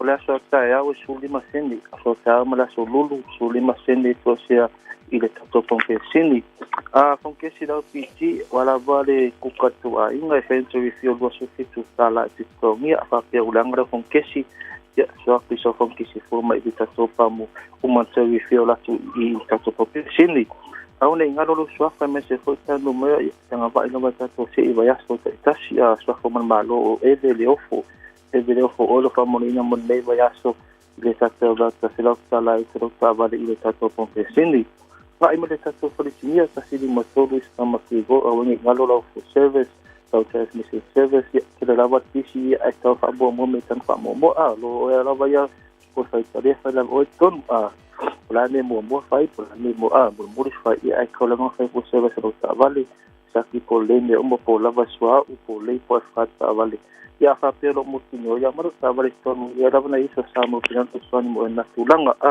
tato full service transmission service di fina tato ta avale lava di tato wa dua misi mau lunga tori misi fa senga ya du de sing sing ya so fa tau special pupa po sa wings pass po sa snoko i tato fris dia se long testu na tato tau ya ese tau ta fina so maro se ni neste suma mo oi ale ma toto mo fa foro sa va pe ni ma fa le tonu ni mo linga so ma passport o de nganga ta scan na ma ero ta vale mo fita tawal fata wa fa pena ka so so ta ora finger venga ya po so ta ora fo ya sa si mo forma so fa val tela ta tawal lo ya itemile SUV cars hyper cars ta to piti apolo mo le fo winter la season o mo se fa mana ya se ki me ku fo ta ko pa maksa mo to ya snoko ya so ta tawal ya fa pe so ta ora to mo se into ta dia fa ta to le ile tato ta vale ya fu ma lo resheni ta vale ton mas ngaro penstene apalai so sa ma ile tato ta vale ya pe mi da masa mo ta vale ki masu ta la ngai du ava ke ke ma ya va venga mo con nga oi ku lu ngale chela ta la ya o ya riga por fa italia ita ta fa ta me telefoni o iba ro fitu fa to du algo o le tato fa ta si fitu solo peso ta fa pe ka u asi ko fa ta vale fa tonu por ta vale ko kasi komu a fa petro mo timloa si aki airport a vale po sanga de move ya si me foto no tato fata vale mo fe ko siki ma ko fo lava ko siki ma ko i fa ro fi feeling a pe mega mata va so mo ko siki ma ko asuta la ua sutala a whakeke ua fia palai u me whororo leisene ia polo aiti a palai sau seki nai kua fau mai le kato whale nei. Sui po e whata vale furita to alai me nā wakula vale mato vase atu oe whaila ue alai me kula wai la se te wanoe i whaila ue alai me i kato whale sinia. Mo tato pa o maka po tato pa o lako o pole fau wili to tasi na idunga tau lima so se pēna valo mo i a mato a whapea sau sa awale sa moa e fo sa valo ngai ngai he moa e kaua sui wha mo lunga pa ora fau wili ia. Kasi me foi mato fa kasta no fa ne sa mo wala waso sani mo oi ta vale nei da sole lo maliondo lo fe sono ta sanga sora pia sai pe le to si laudo su te mini amata ile ya so ole wolf new wolf mali service mali wait le ato ta mali ole ata ole hype long si diva ta vale asa pe so ta vale system pension o ta vale hype la vatadi. Ja, today tasel si day after day le five scored monitor sa finance umar in temen so balu masina industry ilu matatu finance tongi me telefoni o iba ro fitasi to o iba ro fitasi to o no mena se office ya ebra almai o se so sani ya ke va me foi i cha pa o lo ta vani no pa tonu e mo temen nei fashion man ya mon masono o ia pai va se nei tura le uli se foi me moni fa tailova ja maar u jelle la singa toe le sunga ya Victor wa vela voia ma funga tomo mo le tomo danga al entire world and auto limited yona la lua e da e o tara o le was full maliva minute tani le July tolu fa mo wina musica Italia il temio la manto polgalambe o fisili metali mo alum fa na ula matanga o le ding fo i ya so fa mo wane o tofu spot tomiti tono ta vale tono ya hinga sui o fua onga o iso me ai fisina koma e sa le bain ta to polgalamba sani fisili metali langlong in de malo siele fle o fo le Uncle Prince Radio Samoa. Taslima Ivatomi. Ama. Sorry.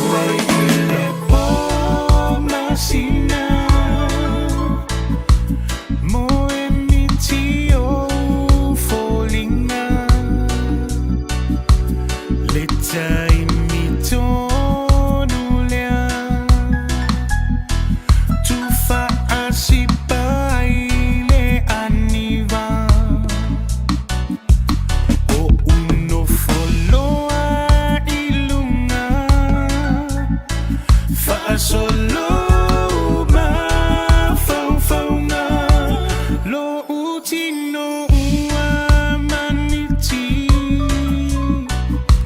loi mata ua malingi. Me gonna love you every day and every night. Nothing matters more to me than your smile so bright. My beautiful Alika, you make me complete. With the heaven to my witness, I make you my queen. Baby, I love you to the day I die. You know I'll always be by your side, girl. You know it's true. Oh, you know I do love you. Angin maya se matangi, se momoliatu se tali. Ya te ia o ioe. Fia fata si pema ilo unianganga fia maua pese mafutanga anale ilo alofa semanu hotele ola.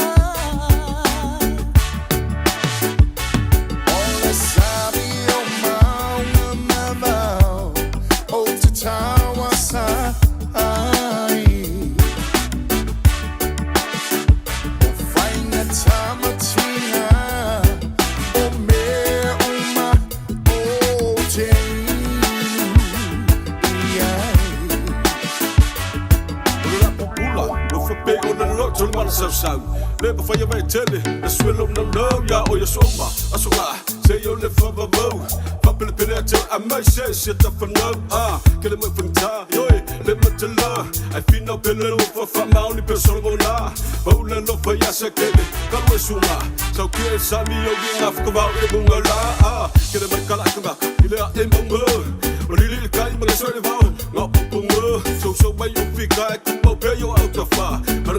vai whapera wai kaumara ngaro ai a Whakula i le mtuka me ke uro mai a i ka Te suar te wasai le pai ngo fio le polo ngā Mare afu ye so kama wha Lau ka la la Kamera mai pe tina sunga Inu me ua Sabi o maunga mabau O te tawa sa ai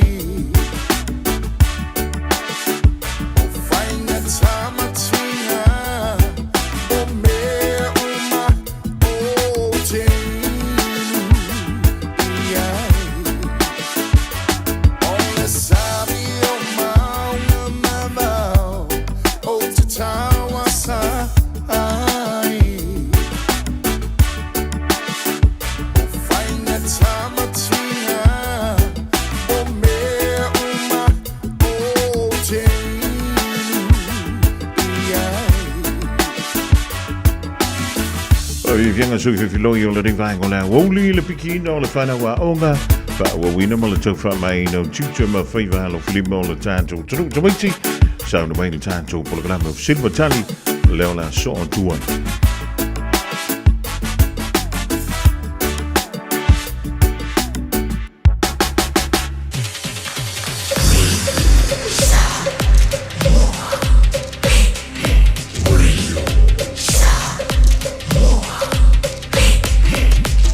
Tasilimo i tu. Amo.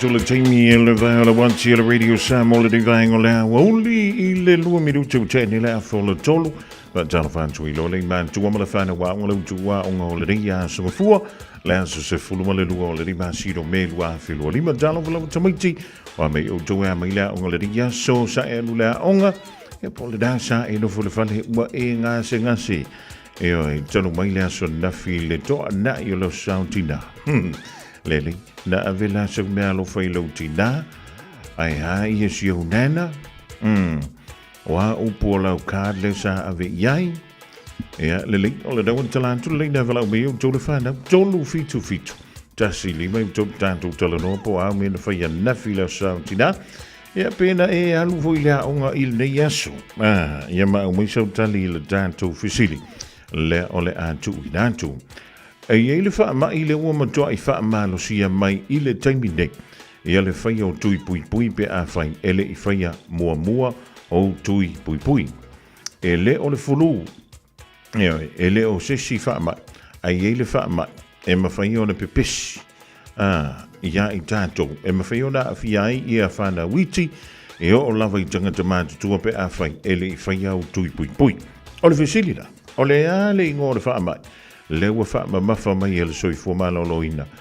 Ua tatau o na whai o tui pui pui pe a whai e lei. Whaia I le nei vaitau.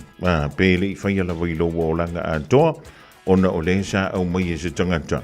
Ia mai lunga o se whainga malanga se va le lei tono New Zealand. O le ale wha ma. Le ua toi pepesi le teimi nei. Tolu fitu fitu tasi lima I mtok. O le ale wha ma I le uwha malo sia mai ele soi fua maloloina. E ale toi whaia o tui pui pui. O lea wha ma. Io. O le wha mai e yeilo na vai fo.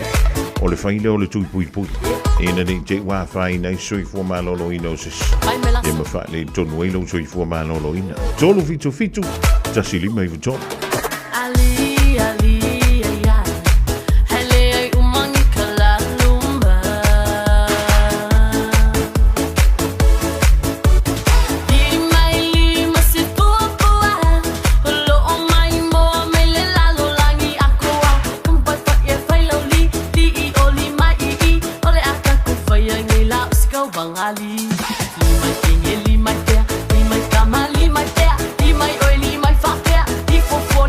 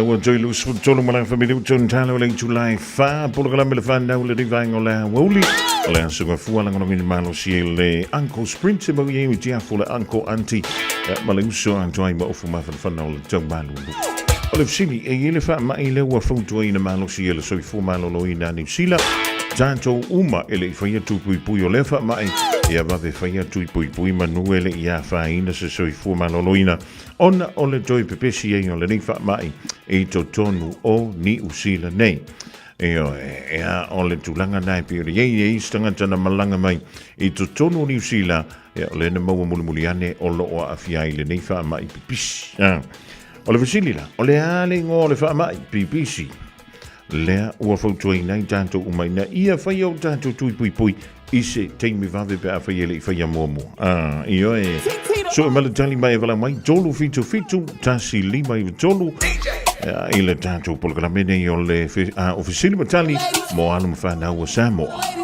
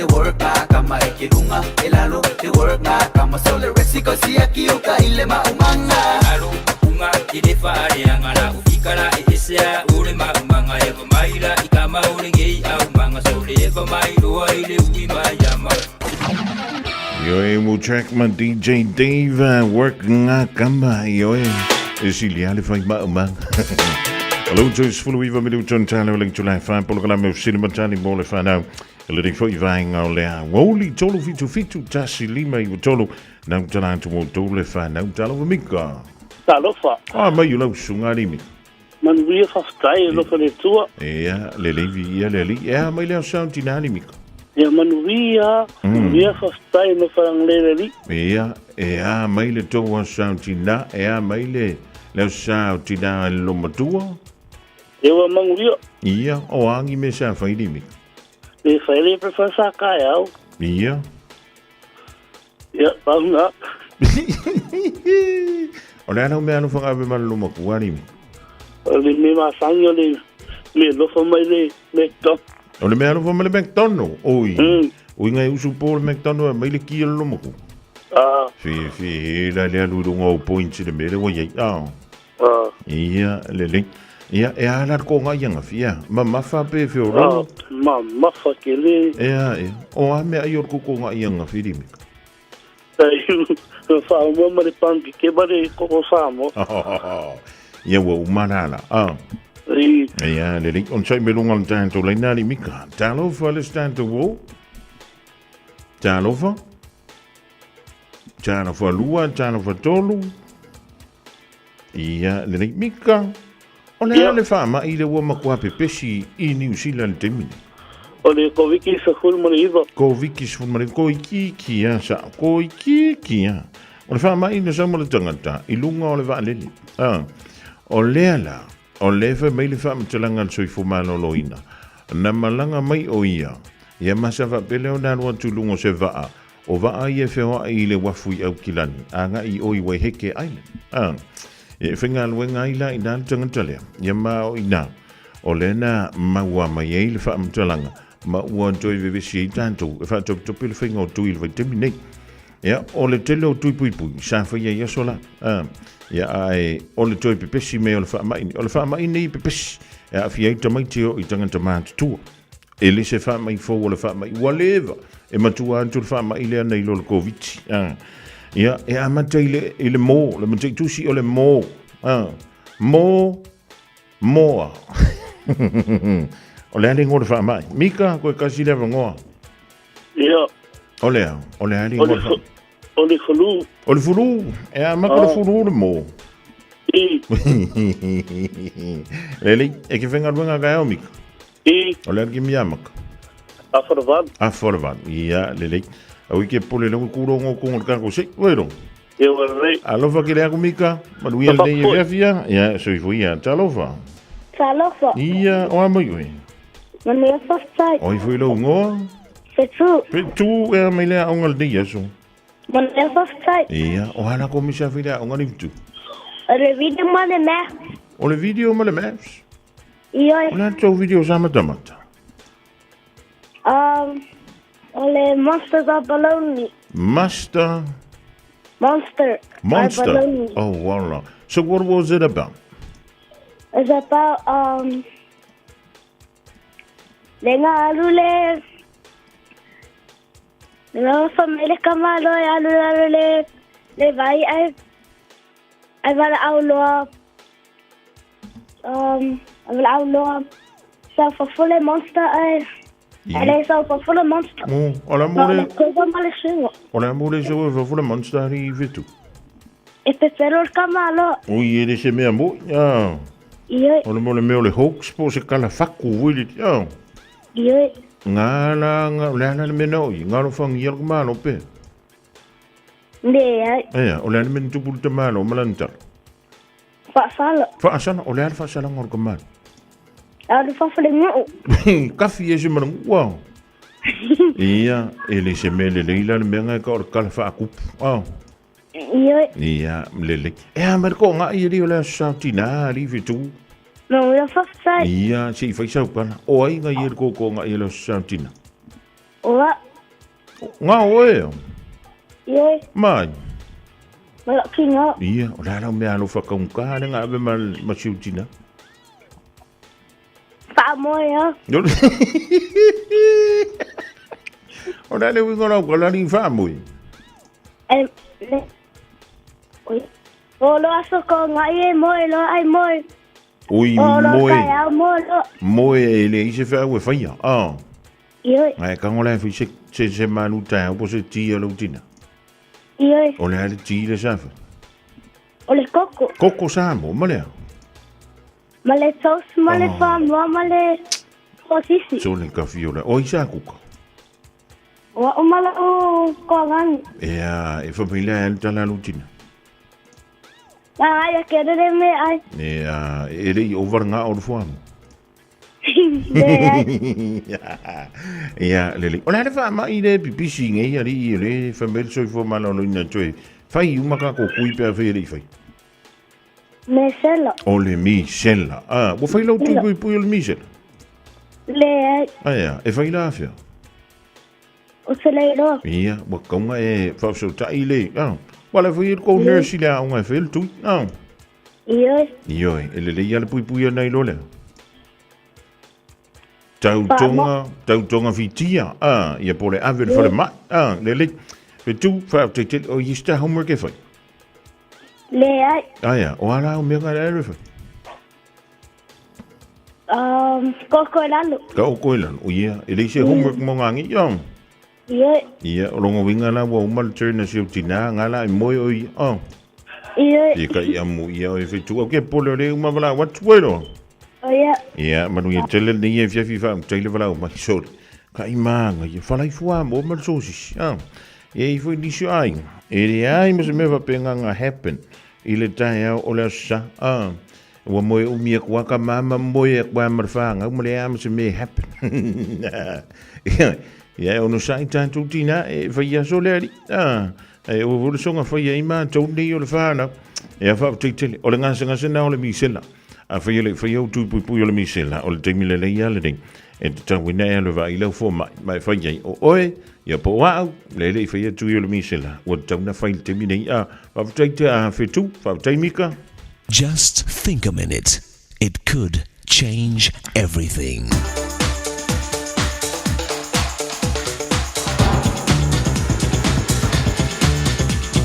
Think a minute. Someone said love is a fantasy that is cured by marriage. Yesterday we talked about the epidemic of sickness destroying many marriages.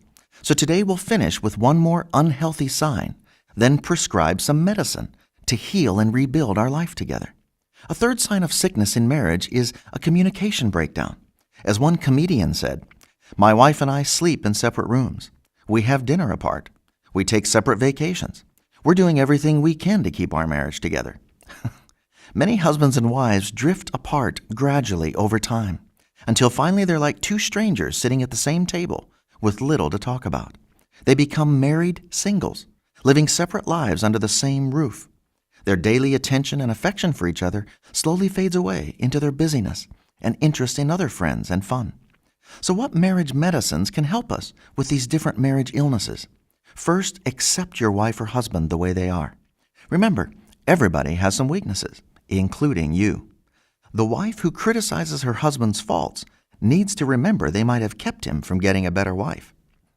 You can't pick and choose which parts of your mate's personality you'll love and accept and which parts you won't.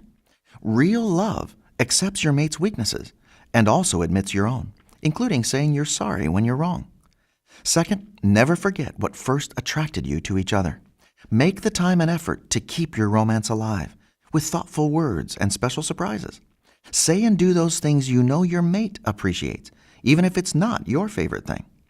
A famous actress said, "Marriage is the miracle that transforms the kiss from a pleasure to a duty." But she's wrong. Marriage doesn't do that. Husbands and wives do that when they don't choose to keep their love fresh and alive each day. And our children deserve to have a father and mother who show them what a close, happy marriage looks like, so they'll know how to enjoy one when they grow up. Today, if your marriage could use some help, just ask the original maker of marriage to take control and start changing your heart with his kind of real love. Jesus will help you change, so you and your spouse can begin enjoying a satisfying love and life together. Just think a minute.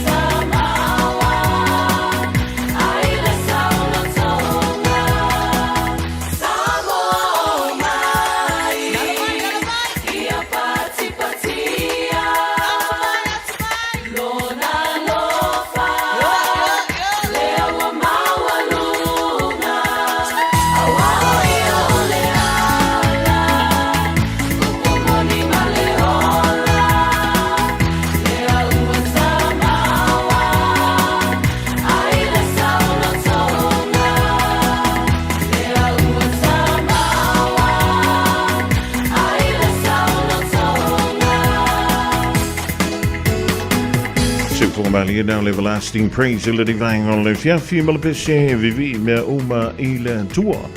E ana me uma ia tatu te ai ma tatu mitai. Ya ola na pule fa so le tatu te mawai me Tolungan tuai le polkala me down le think a minute tolungan tuai malamantu polkala me silva tali mo alam fana ko Samoa. De fiafi lansung fuva te teleman tuai le fa no le taimi. Wala me hele fan now. Ja, tomatie van jou met ongai fijn van we mooi van we voor de joy han lang la onga ta jou. Dan toe op le lo voor le tua, maar we le die via filo ile solulu. Ja, maar we ai van le fijn toe pua tui pui pui. Ole Michela.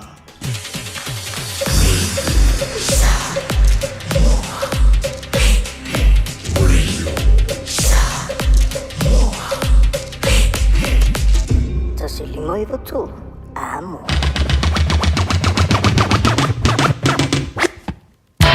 Wa tolungan tui namale tu mo Samoa le divine on le so fa te telebol tan tu ma tanga.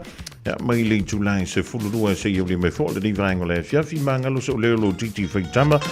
Pela ia te ba te into le tu lo to so formal lo man to wala e le fa we non por kala me la wo le ma fonga moa.